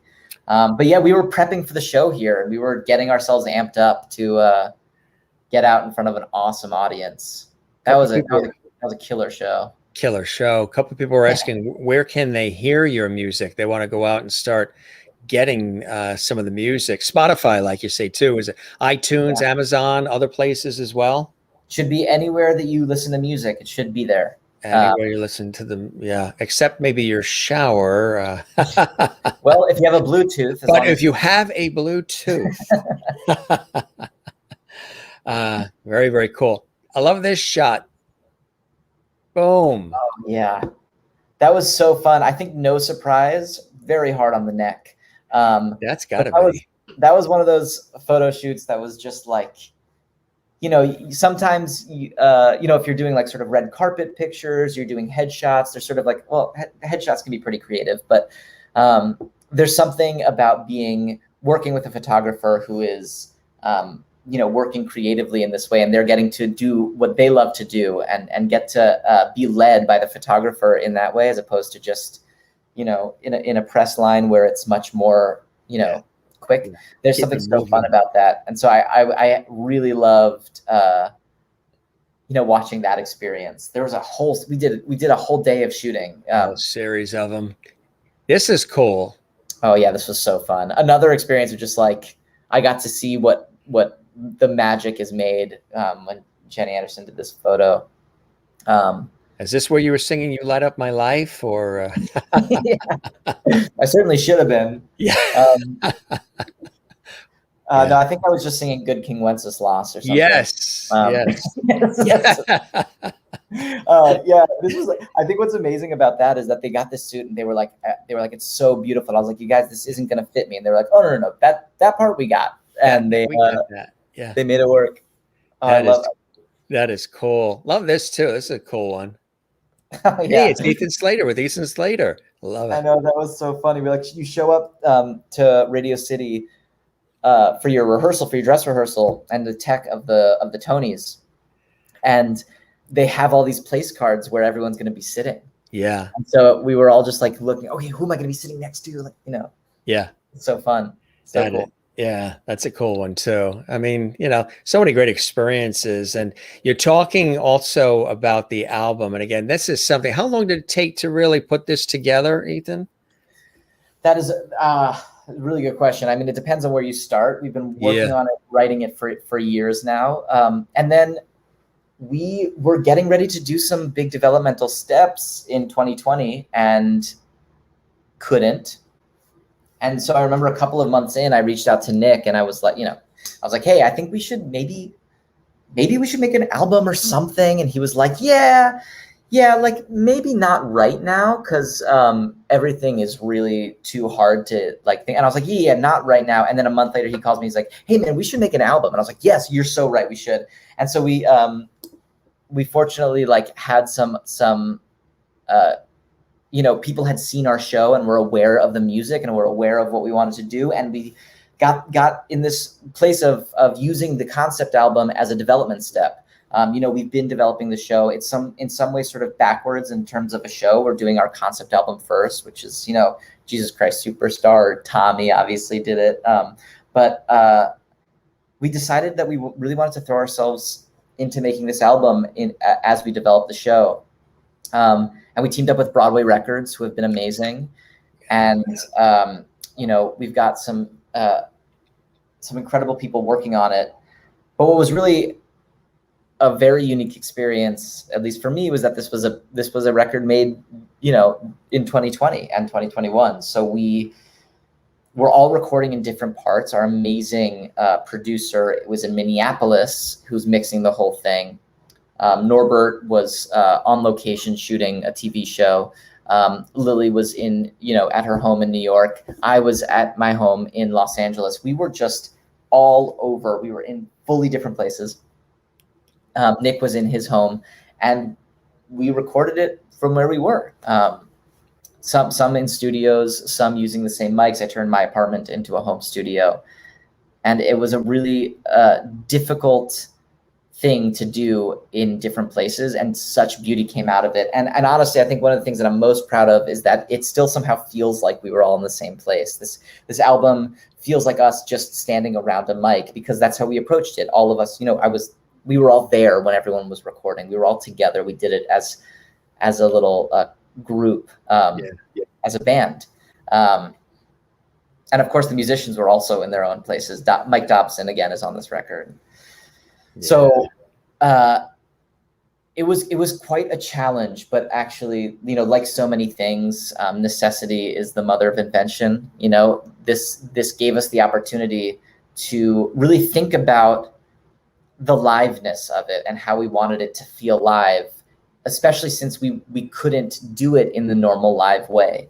Right. And so I think that we really focused in on that and honed in on it. And I'm really proud of what we made. I think I sort of went on a little ramble there. No, that's good. It gives people a little of that behind the scenes idea of how it all works.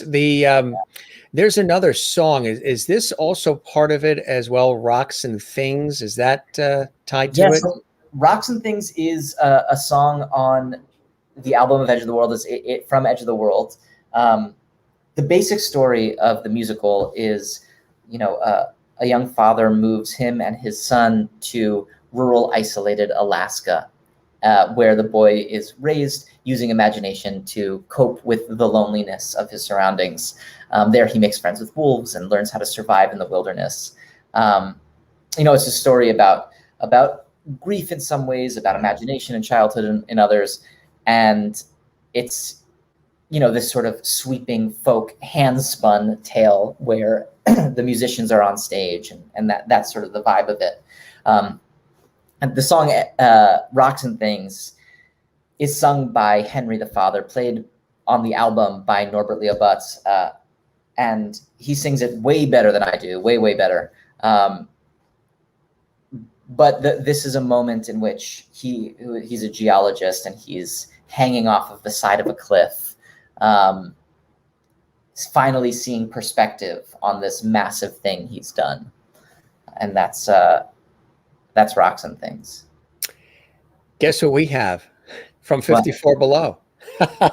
See, I'm almost hesitant because Norbert sings it so much better. But maybe this will whet your appetite.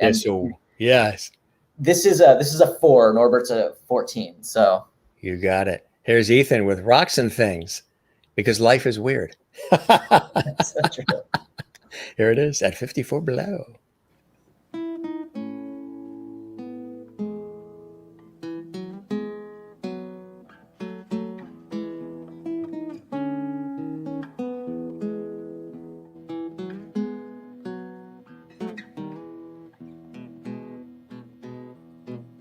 I sit, wait for the colors inside this little tube to change, hoping that it shows me something I already know. Oh boy, what could it be? A sample of the sediment that's reticent to change its properties since we last did a check, and my predecessor wrote it down for me. Yes, as I guessed, everything is as it seems.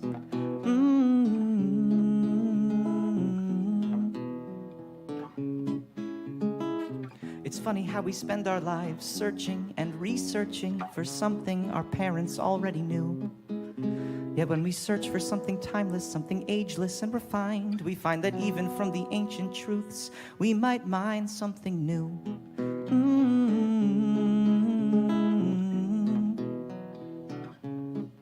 So we learn for a couple of years,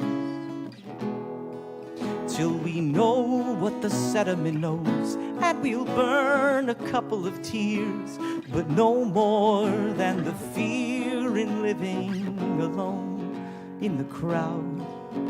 I'm not proud, I just hear it all too loud.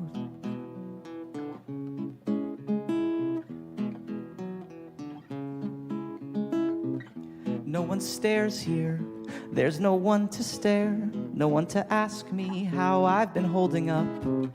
No one stands there watching windows break. No one asks if they can bring a casserole. No, we study rocks and things, something as old as time, to take my mind away, keep my son from asking why. And it's funny, something as old as loss is young only in comparison to rocks.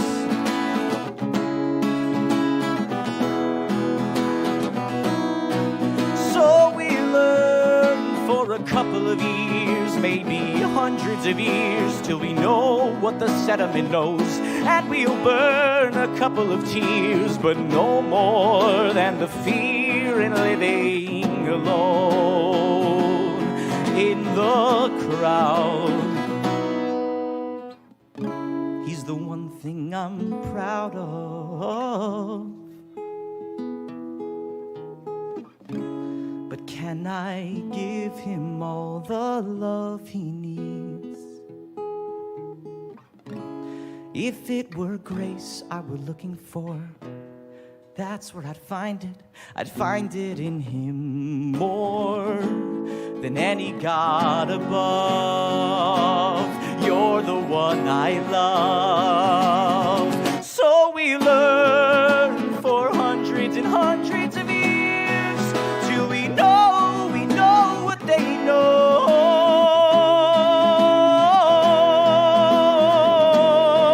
Yeah, let's stay, I'm not done. My family has just begun.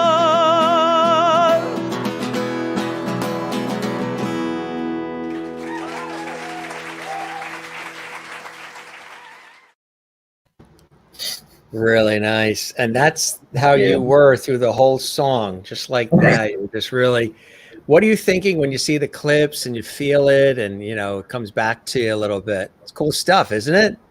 It is, you know, like, it is, it's interesting. I can't help but think about how excited I am for people to hear Norbert sing it. You did a great job too. If that's the first taste of people hearing the song, you did a fantastic job. You put a lot of heart and soul in it as well, Ethan. Well, I think that's the thing that I sort of live with the most, is that it's a song that I feel, I think proud is the wrong word. I feel really, it's a really personal song. And so it means the world to me. And so it also means the world to be able to share it with people, and hopefully it means something for them too. Well, look what they're saying. It's also hard. It's hard to watch yourself, you know. Yeah. Not all performers. Who did I see? Was it Johnny Depp or one of them said that he never watches his movies? He goes on to the next one. He said, okay, I did that. I'm detaching from that role, that performance.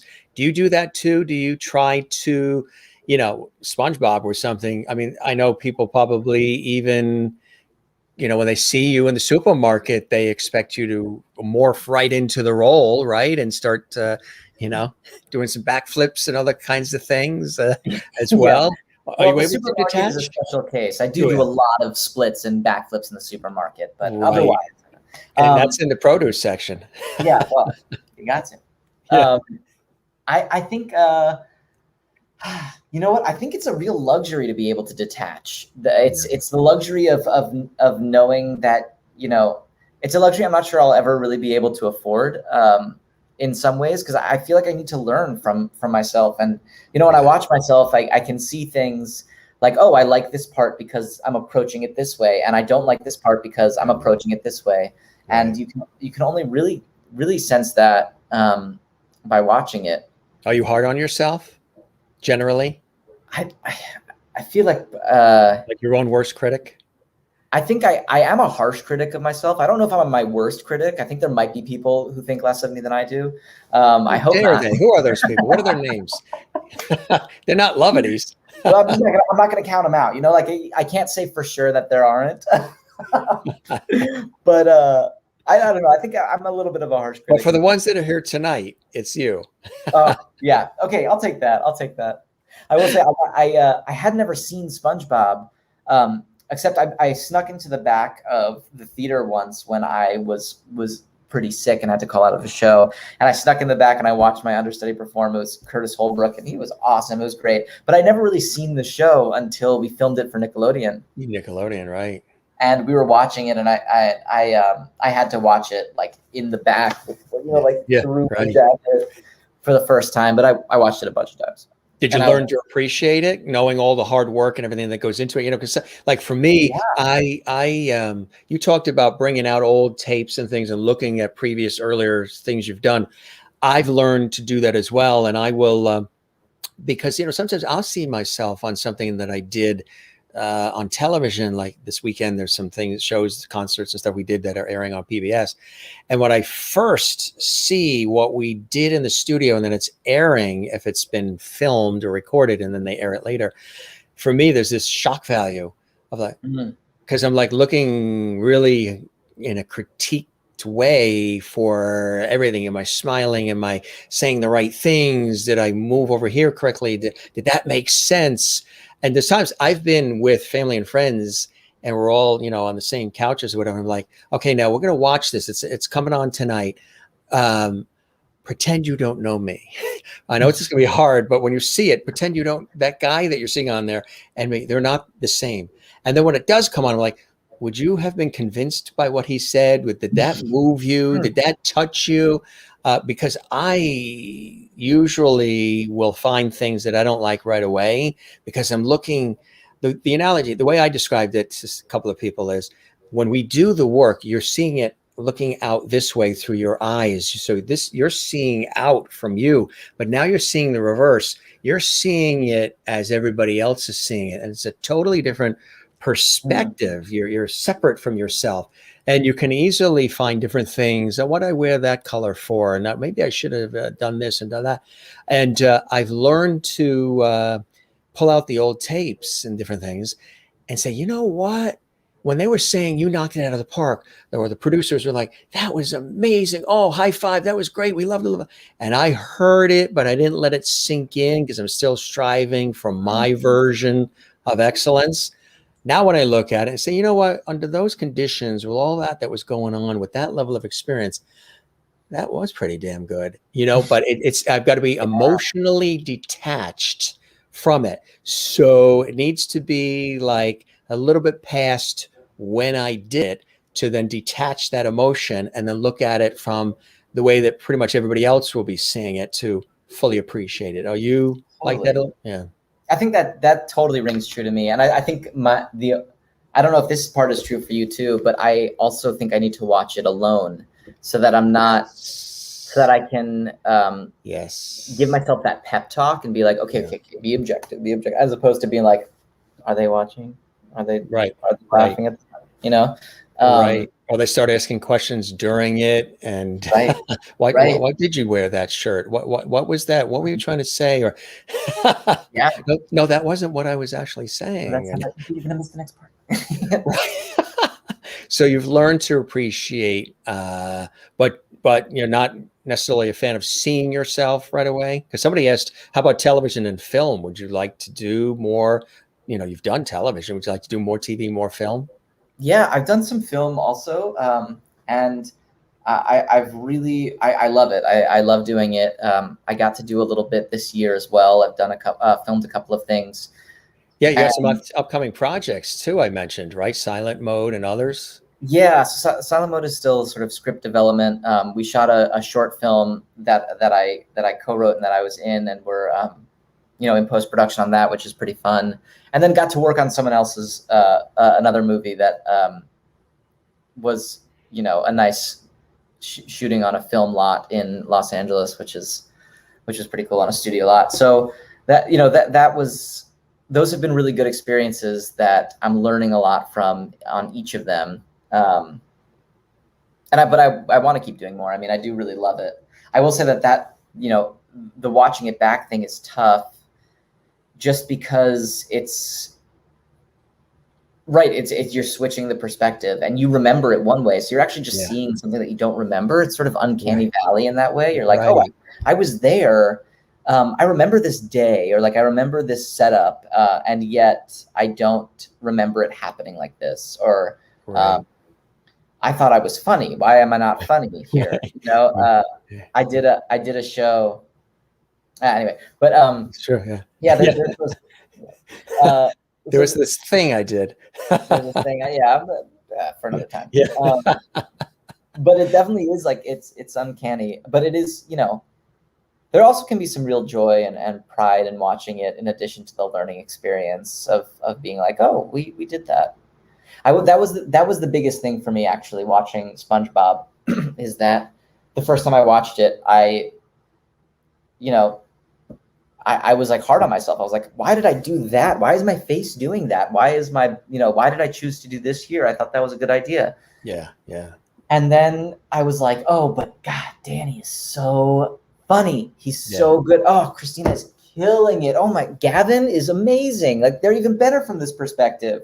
And so I was able, after a couple of hours, to say like, oh, okay, I love their performances.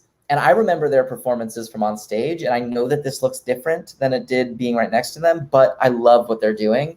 So maybe I can give myself that sort of bit of slack and try to remember that it's not actually so different. It's not that I'm seeing it and all of a sudden I'm like, oh, this was bad the whole time. It's just that I'm not used to it. Right. Exactly. Yeah. You can know one thing on one level and not know it on another, but. Right. Exactly.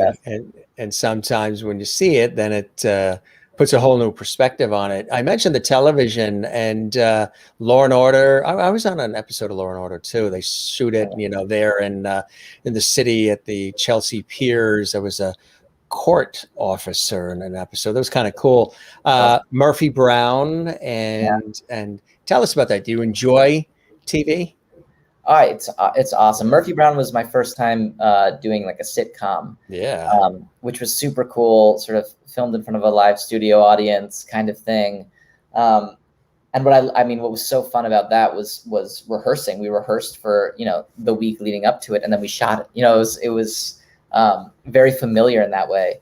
I love doing TV. I think it's really cool. Doing Law and Order was awesome. Being thrown into such a well-oiled machine can go so many different ways, and often goes many different ways in the same experience. But I just had such an amazing time watching and learning from the pros on that set. And I love doing camera acting. I really do. Yeah. And I love writing for TV and film. And that's the other thing too that I just wanted to touch upon is that you're doing that. You mentioned it in the beginning of our conversation that you're doing a lot of writing for TV and film and screenplays and things of that nature, and that's quite exciting, right? Some of those things you want to take to next levels and see if you can get it out there.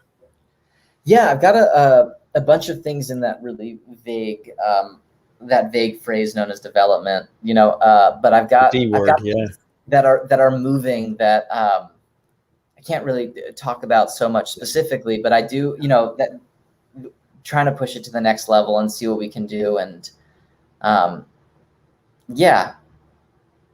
really feeling good about a lot of that work that I've been doing. And I, that was what my year was. My year was doing that work, doing the writing work and letting that lead and actually like sort of amassing a portfolio and getting to, have the experience of pitching and all of these things that have been pretty new to me. So, it's been variably successful, but invariably educational. What is I like that, variably and invariably. Tell us a little bit about things that maybe are still on the Ethan Slater bucket list that you haven't had a chance to do yet, or that you really would like to tackle as you go along here, Ethan. Wow. Super great question. I mean, there's the obvious one. I want to some of the writing stuff, but if I'm talking about like as an actor, sort of bucket list things. Okay, so here are my like sort of half real answers. My half real answer is I've always wanted to play Judas in Jesus Christ Superstar, mainly because my father once told me that the two roles that he doesn't want me to play are Judas and Shylock. We're Jewish, and he was like, it just feels touchy. Right. And then I saw a production of Merchant of Venice with Mark Nelson, the amazing Mark Nelson, playing Shylock in Washington, D.C. And that night I went home and I was like, I need to play Shylock. That's my dream role. So my two dream roles are Judas and Shylock. And for I think actually very good reasons, not just to be obstinate. But honestly, what I really want the opportunity to do is there's a bucket list thing for me. I'd love to do more plays. I would love to do a play on Broadway. That is where I feel like my acting start was. I didn't see myself doing musicals. I always played guitar and I always sang a little bit, but I never really felt like I never really felt as comfortable with musical theater. It's so many skills that I don't feel quite as confident in. And I love musicals and I love musical theater and I want to do more of it. But I also would love to, I've done a lot of off-Broadway plays and would love to keep doing that and keep stretching that. So it's sort of a half real bucket list answer. I just sort of want to keep going.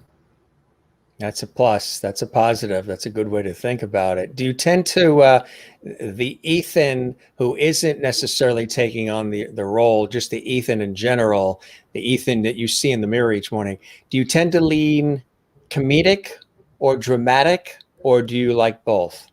What comes to you first? I like both. I don't know. I think that's such a good question.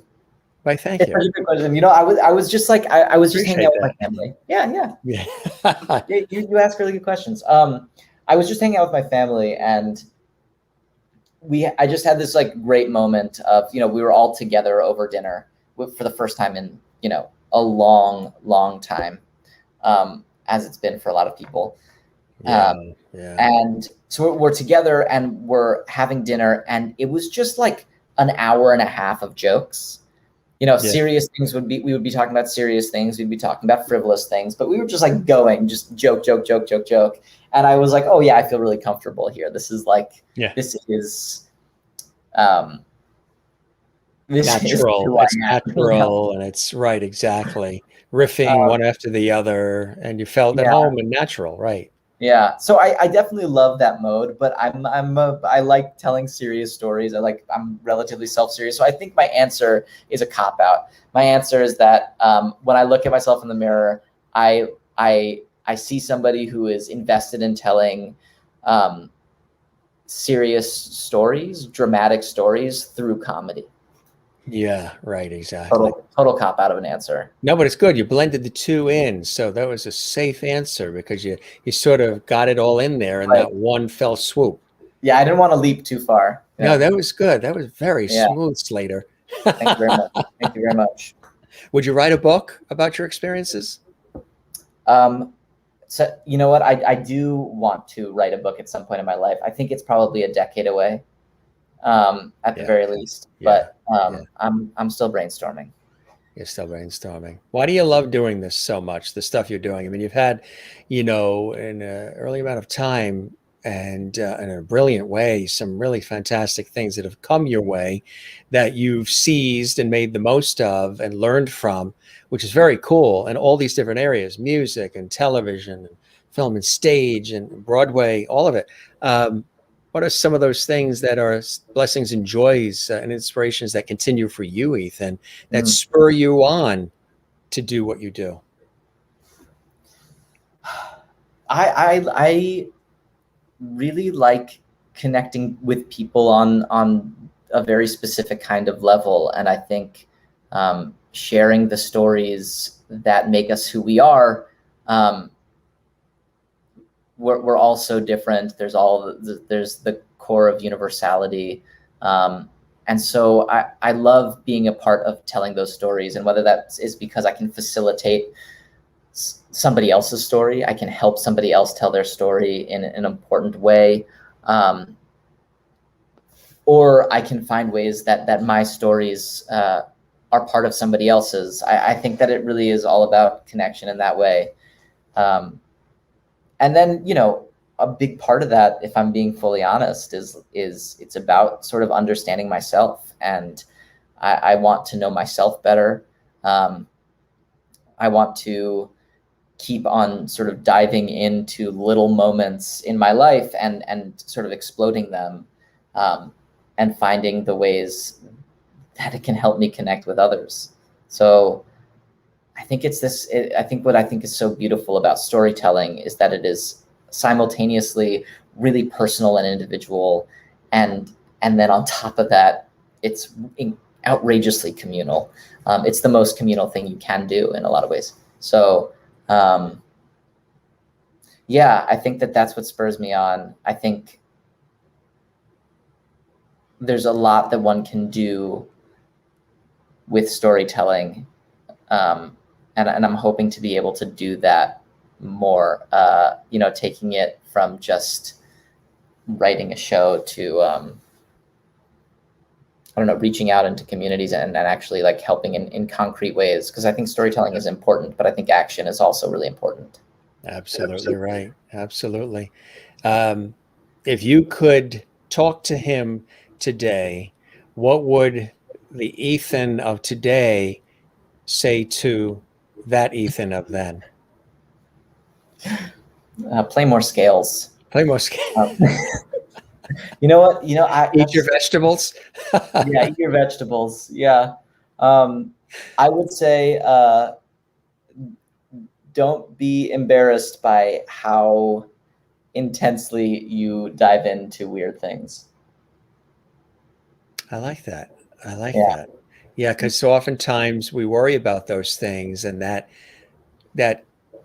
stops us from doing it, from just jumping in and taking the risk and going with it, and then seeing if we like it or not. And sometimes it could be a fantastic thing, but if we worry and overthink, then we stay stuck, right? So don't overthink and worry as much.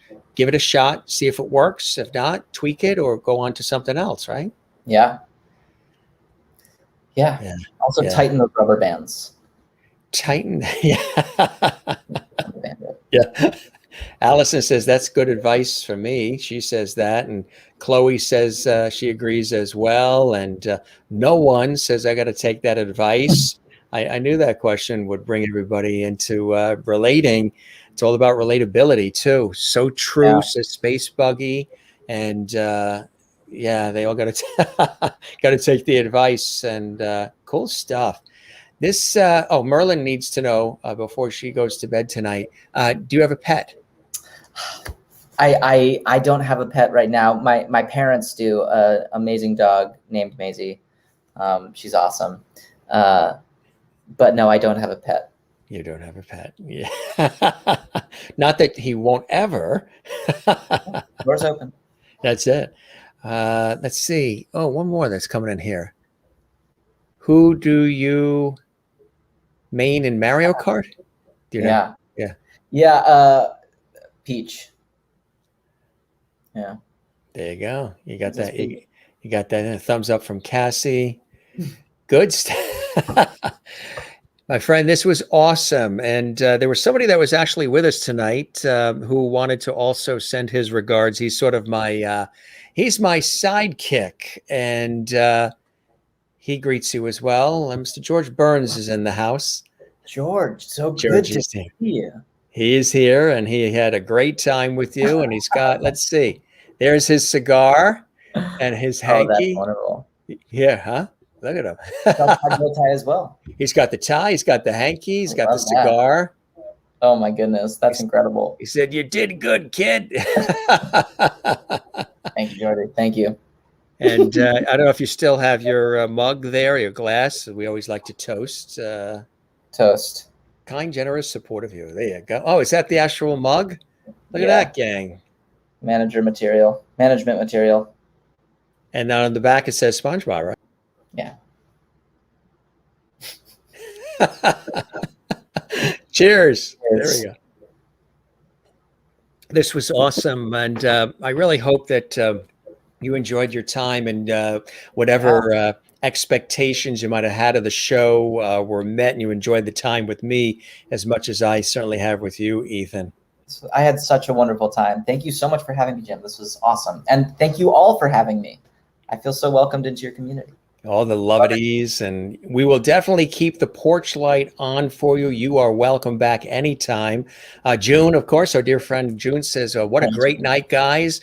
Thank you, June. And Chloe says, this was amazing time. Thank you, Ethan. Hopefully we'll see you again soon. Anybody wants to see this episode again, right here on our YouTube channel, Jim Masters TV. You can watch the entire episode and over 420 episodes we've done 7 days a week live. I can't believe it. Sydney says, this was so much fun. Thank you, Sydney. Alessandra, North Carolina says, you are family now. You're part of the Lovity family here, which is awesome. Cassie says, that was so much fun. Love you, Ethan. Tess LaBello says, Mr. Lovity. Thank you, Tess. You are the absolute best. Love being here, and thank you for never disappointing. Lovity Hall is the place to be. Heart, heart, heart, heart. Good night, XO. Hugs. Tess, you as well. Thank you, Tess in Florida. Jane, who's watching late into the night in Sweden. Great show. Thanks, Ethan, for joining in. Christine Clifton in North Carolina. Ethan, tonight you have shown us just how creative, talented, and entertaining you are. Your passion shows in your work. Happy for all your success and best wishes for your next projects. Lovity. That is from Christine. Space Buggy. Thank you, everyone, for the great stream. Absolutely. Jane says, Lovity. Ethan, you're now a Lovity. Allison says, this was fun. You rock, Ethan. Hope to see you again soon. Thank you, Allison. We appreciate that as well. A couple more. No one says, thanks for signing my poster like 2 years ago. By the way, LOL, this was lovely. Thank you very much, no one. We appreciate that. And Allison, you know I have my own Ethan Slater mug. There you go. That's right. He's right-handed too. See, you learned that. Thanks, Ethan. You're always such a blast to see. From Shady Neighborhood Films. And Cassie says, cheers. Allison says, this was fun. You rock, Ethan. Hope to see you again soon again, she says. And thank you, Allison. We hope you guys will be here again. We'll be here tomorrow as well. Thank you for coming on, Ethan. It was such a wonderful pleasure. Alessandra, Jess says, thank you, Ethan, for a lovely evening. And I loved your stories, your beautiful voice, and you're so gifted and a wonderful human being. Ethan is going to start blushing. I Juanita, already am. I tell you, anytime you feel bad or you're just down in the dumps, come on our show and we'll lift you right up. Juanita says, this was a great conversation. Thank you, Ethan, for your time and sharing your stories and music. And thank you, Juanita in South Africa. And you were such a fun guest, Ethan. Keep doing what you do. Allison says, Peach, LOL. Merlin in Ontario says, thank you, Ethan. And Kathleen in New York City, Ethan, you're terrific. This was fun. Thank you. Good stuff. And that's just the short list, my friend. Thanks for the show. And thanks for being you, Ethan. You are welcome. Bye, Sydney, too, as well. And love it. You don't want this to ever end? Well, Ethan's got to stretch his legs, so we're going to have to. Stretch a little. And we appreciate that. Thanks, everybody. Again, if you're joining us for the first time, I'm your host, Jim Masters. We're here every night. And check all the episodes out on YouTube at Jim Masters TV. Really cool night, Ethan. Thanks for all the great time. This went by in a New York minute. Believe it or not, it's a little over 2 hours. And I know. Oh, wow. Right. That's exactly what everybody says. And they say it didn't feel like it, huh? That flew. Didn't it? Wow, sounds about the same. That's about it, right? No need to go to bed. It's tomorrow, right? You're the best, my friend. Hopefully, whether you're on the East Coast or if I'm on a TV shoot or something out in LA, love to get together, break bread. That would be really, really cool, my friend. Would love that. You be well and best of health. And really, thanks for joining us tonight. Thoroughly enjoyed it. My pleasure. Have a good night. You too. You take care. And now go stretch those legs. No, I will. That's it. He's just going to fade to black. There he goes. There he goes. And he's gone. Ethan Slater in the house on the Jim Masters Show Live. Now, that's what you call an exit. That is a class exit. You just sort of, and there was no exit stage left with a cane. He just, and you can only do that when you have a chair that has wheels. Cool guy. Hey, Kathleen, thanks for the super chat. That's the super chat. That supports the show. Kathleen, you're the best in New York. Wonderful. Thanks, Jim and Ethan. My pleasure. Thanks for the super chat, Kathleen. You're always doing that. You are a blessing. And I can't wait till we get together in New York City as well. God bless you both, Mr. Lovett and Ethan. You as well, Tess. Thank you so much. Space Buggy says, can't wait for Edge of the World. Absolutely. Us too. And again, you can check out his website. You can check him out on Spotify and all the great locations. Just want to let you know before we go that tomorrow night we've got an amazing show, a really, really very special show. This is Fox LA meteorologist Maria Corban-Whitesell. She's a very popular weathercaster and meteorologist in Los Angeles for the Fox affiliate, KTTV TV, channel, I believe it's 11. And she wrote this book about loss and grief. Her husband passed away, and she's been dealing with that. And her husband comes from a prominent Hollywood family. And she shares her very poignant and moving story with us tomorrow live on the Jim Masters Show Live. We hope you can join us. And then we also have coming up this week, Hollywood legendary actress and performer Joyce Bulifant's going to be with us. She's been on so many shows, television, film, movies, and she also wrote this incredible book, My 4 Hollywood Husbands. Guess what? Next weekend, David Osmond, yes, from the Osmond family, nephew of Donnie and Marie Osmond, son of Alan Osmond, is going to be with us live next weekend on the Jim Masters Show Live. Next weekend, also, Mairead Healy, brilliant Irish singer, songwriter, and more. She's going to be with us as well. Next week, we've got the brilliant celebrity caricaturist, as well as award-winning illustrator and animator Henry Lamar is going to be with us live from Los Angeles, California next week. We've got Sue Matsuki. She's an amazing singer and wonderful talent and performer. She's going to be with us as well. And that is just the short list, gang, of people coming up here on the Jim Masters Show Live. But tonight, we do thank our buddy Ethan Slater joining us here on the show. Again, you know him most notably from his time in Broadway, SpongeBob SquarePants, but of course, Assassin and so much more. Here's another great shot. We didn't show this earlier, but this is a really, really cool shot of Ethan at one of the award shows. And if you missed that earlier, there he is. The flame was igniting and the spark was happening early on for Ethan. This is that new album we was talking about. Congratulations to him. Edge of the World, a concept album. We congratulate him on that as well. Here's another great shot from the days of SpongeBob SquarePants as well. Cool guy, and we just had an awesome time. This is what our show is all about, conversational, freestyle, and we just let it ride. We let it roll. We always have a good time, and you can join us here. Our regular hours are 7 p.m. Eastern, 4 p.m. Pacific, though during the summertime, we're doing 8 p.m. Eastern, 5 p.m. Pacific, because a lot of people are still out and about in the sunshine in the day. So we want to give everybody time to get back in, have dinner, and then join us in the evening. We're generally here 7 days a week live, and we've done over 420 episodes with guests from sports and Broadway, TV, film, childhood stars, music, singers and actresses, and comedians. We've had mediums and psychics on the show. We've had culinary artists, and you name it, all right here on the show for you. So if you missed anything, just stick with us here on our YouTube channel, Jim Masters TV. Also, you can find me on Facebook at Jim Masters TV, Twitter and Instagram at Jim Masters TV. We also have a Facebook group for the Jim Masters Show Live Entertainment Lifestyle Talk Show Series. It's called JMS Live Lovity Hall. Check it out. You're all welcome to hop in. Don't forget to subscribe to this YouTube channel you're watching right now, Jim Masters TV, and click the notification bell so you don't miss any of the episodes and the pop-up shows and everything we do for you.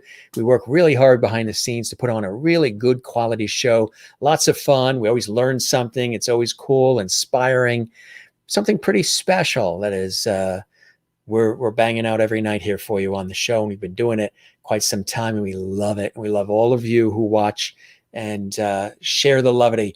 Tell everybody about our show. If this is your first time, we welcome you with open arms, and we hope you'll join us again. The only way shows like this continue are when people watch, people support, people share, people tell everybody about it. That gives us the juice to do this continually.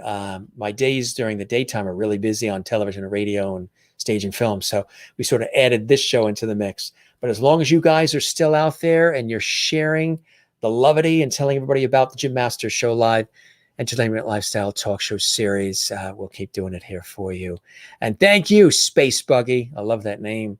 And we love it, love it, love it. And Christine says, Jim, thanks for tonight's entertaining show with Ethan. Always great lineups. Good night, Jim Masters and all. Lovely hugs to you as well, Christine. Thank you so very much. Alessandra says, Teresa Caputo, American Psychic, would be cool to chat with. I agree. Try to get her on the show. We are booked with guests all the way into August, which is really great. June, we love you too there in Maryland. Hope to see you soon, my friend. Night all, XOXO. And Merlin in Ontario. Ciao to you. And Juanita in South Africa, who's at that winery where there's no wine. Hopefully you get something. Fun show tonight. Thanks, Jim. Good night, everyone. She's in South Africa. And thanks for being with us as well. I got your email, Juanita, with the photos. We're going to be doing a pop-up show with some of the photos that our viewers have sent in. Personal photos, vacation photos. In addition to this structured series, we do pop-up host chat shows with our viewers, where I, the host, chat with the viewers, and we talk about all kinds of cool things. Look for those on our YouTube channel at Jim Masters TV. And Mary Bishop in Florida says, good night, everyone. Take care. You as well. And Jane in Sweden, good night, everyone. Good night, King Jim. Thank you very much. Jane, we love you here all the time from beautiful Sweden. I told you we have Swedish on my mother's side of the family, right? Whoa, I love it, from Space Buggy. Bye from Allison. Well, you know, we don't say bye here. You know what we say? See you later. And I hope we'll see you again, Allison and Cassie and everybody who's joined us. Alessandra It flew by because we had lots of fun and enjoyed the show. Thank you, Alessandra. You know what's really cool about Alessandra? Alessandra was watching the episodes, binge watching them in the archives on our YouTube channel, Gym Masters TV. And then she asked, when is the show on live? Because we do our shows generally, they're all done live. That's why all this viewer interaction. And I'm very big with relating to the audience and having instant viewer reactions. And I said, well, join it. I told her the time that our show is on live. And she immediately hopped on, and she's been hooked ever since. So not only does she binge watch the past episodes of our series, but she wants to be here when the show is live so she can interact like that. And I think that's cool. And she's been here literally every single night. And I love that all of you have. All of you. You got your own bottle. We still have our bottle right there. See it? The I Dream a Genie bottle is right there in the house. And everybody loves when I show the George Burns doll. Thank you, Juanita. Very hooked. Alessandra, very hooked. Jane is very hooked in Sweden as well. You love talking. That was fun. Have a great night, Jim. You're here all week. Great. Some of the shows coming up are amazing. Good night, all. Lovely hugs to you, Kathleen. Good to have you with us. Christine Clifton says, my 1-year anniversary of watching JMS Live is July 14th. That's a couple days from now, this Wednesday. Cheers to that. And I believe that's the day that Hollywood legendary actress Joyce Bulifant is on. I think that's the day, that she is on the show. Matter of fact, you know how I'll find out? I'm going to our YouTube channel right now, and I'm scrolling through because we have all those upcoming episodes. And yes, on July 14th, now that's a special time, 7 p.m. Eastern, 4 p.m. Pacific. Actually, that's our normal time, but we've been doing the shows at 8 p.m. if you want to join us live. Tomorrow night's show is on at 8 p.m. Eastern. But the show on the 14th with Joyce Bulifant is 7 p.m. Eastern. Yes, 7 p.m. So we'll have to toast to you on that night as well. And thanks to all these great comments, everybody, and everybody that tuned in. Again, if you missed an episode or want to see this again, all you need to do is stay right here on our YouTube channel, Gym Masters TV, and you can see the entire episode again. We thank you very much for joining us. Not sure if Karen Campbell Green is with us tonight, but she had sent this in from Nova Scotia a month or so ago with a big box of all kinds of treats. And we thank you, lovely viewers who've sent things, cards and letters and texts and messages and Instagram posts and Facebook messages and things you've sent to me and to the show. Thank you so very much. This mug I love, kind, generous support of you. Karen Campbell Green, one of our longtime lovely viewers, sent this to me. We just have some iced tea in there, a little iced tea lemonade mix, half and half. And it's delicious. Did you like? We got a chance to toast with Ethan with his SpongeBob mug. That was really, really cool. So we're going to get ready to wrap up. We're back tomorrow with a really, really cool show with, again, Fox Los Angeles meteorologist Maria Corban-Whitesell is going to be with us with a very, very special episode, 8 p.m. Eastern, 5 p.m. Pacific. And it's going to be amazing. Now, before we go, a couple quick things we do. We always tell you guys to smile. Best contagion out there. Don't forget to share the lovity. That's really important. Share the lovity, gang. And also, don't forget to find your Zen place. Mine is the ocean. Swimming, surfing, boogie boarding, sailing in it. Love the ocean. You got to drag me out of the ocean. I love it so much. Also, the ultimate really is when I spend time with loving family and friends. Ethan talked about that too. The importance of time with family and friends. Very, very special time. Poignant moments, as we've all learned this year. Life is precious. Life is short. Find your Zen place. My other Zen place, of course, is my work on television and radio and stage and film. That's very Zen for me, as it is when Ethan does his thing too. Find your Zen places. I love the work that I do on television, radio, stage, film, and all the rest. So one more time, we thank a very special guest, Ethan Slater, for joining us here on the show. And of course, we thank all of you. We wouldn't be here unless you guys were here sharing, celebrating, sharing the links on your social media, spreading the word about our show. That means big time. Don't forget to drop a comment on our YouTube channel under this episode or any of the episodes you've been enjoying, and click thumbs up, click like. YouTube really loves that, but we do too. We do too. And let's see, more coming in here. Alessandra says, sure thing. Thank you very much. Kathleen says, I love your haircut. Awesome. Thank you very much. As we mentioned last night, this has been a 14-month work in progress. You can measure the length of the COVID-19 pandemic by the length of the hair, because usually, remember, it was short, like right there. It was actually longer. It came down to here. We were just having fun. We just let it go. We let it just ride. And for a couple of TV shows and shoots, I had to pull it back and stuff it in the turtleneck to hide it. But we finally got to the salon last week. It was a 3-day process, they said. First, they had to cut, then they had to thin, then they had to relax, then they had to do all this magic. And it was really, really cool. So this hair is a 3-day process. And you know what's really cool about it? I don't have to do a darn thing. This is what it looked like when I woke up out of bed. Literally, I mean, it moves, it goes and everything, but this is what it looked like. It's like awesome, because I have thick hair and I've always had to, spend time like, oh my God, I'll be there in a minute, warm up the car, and then this is so easy and so manageable. And with my busy schedule, something that looks good and is current and looks good and feels good, sort of silky, and is just easy to manage. I love it. It's really cool. So, we'll run with it for a while. And thank you very much. I appreciate that. Jane, thank you. I appreciate that. Juanita agreeing with Kathleen. It really suits Jim. Thank you very much. I appreciate that. His picture is my wallpaper on my phone. Wow, that's great. Alessandra, great. That's Jane. Everybody's, I love this. Alessandra says, post a picture on Facebook when you're finished. You got hooked on the show, Jane, when I had my buddy Ryan Kelly from Celtic Thunder on the show. Last time on the show, watch your shows every time almost since then. Thank you very much, Jane. I love that. Alessandra says, Jane, that's the one I got addicted to this show. The show's kind of different, isn't it? We have a good time. We really enjoy our time together. This weekend, you're going to start crocheting that SpongeBob doll. That would be great. Maybe crochet a Lovity doll too. Maybe you could do a freeze frame and do a Lovity doll, crochet a Lovity doll. Wouldn't that be cool? That would be cool. You love Ryan's Irish accent. Yeah. All right, gang, you guys are the best. And I love it. I love it. I love it. Sydney, thank you too. Welcome to the show, Sydney. I hope you'll join us again. We have a lot of cool people that have been on our show. And we also, I as a host, see, a lot of people say, is this an interview show?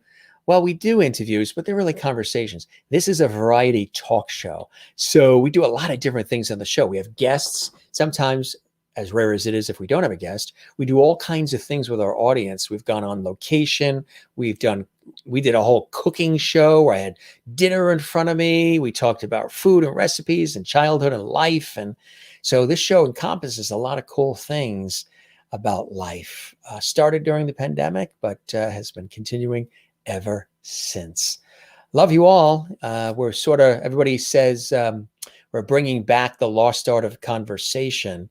And that's truly what we're doing here on the show. And these shows are truly epic. We chit chat. That's what it is. We chit chat. Well, gang, you're the best.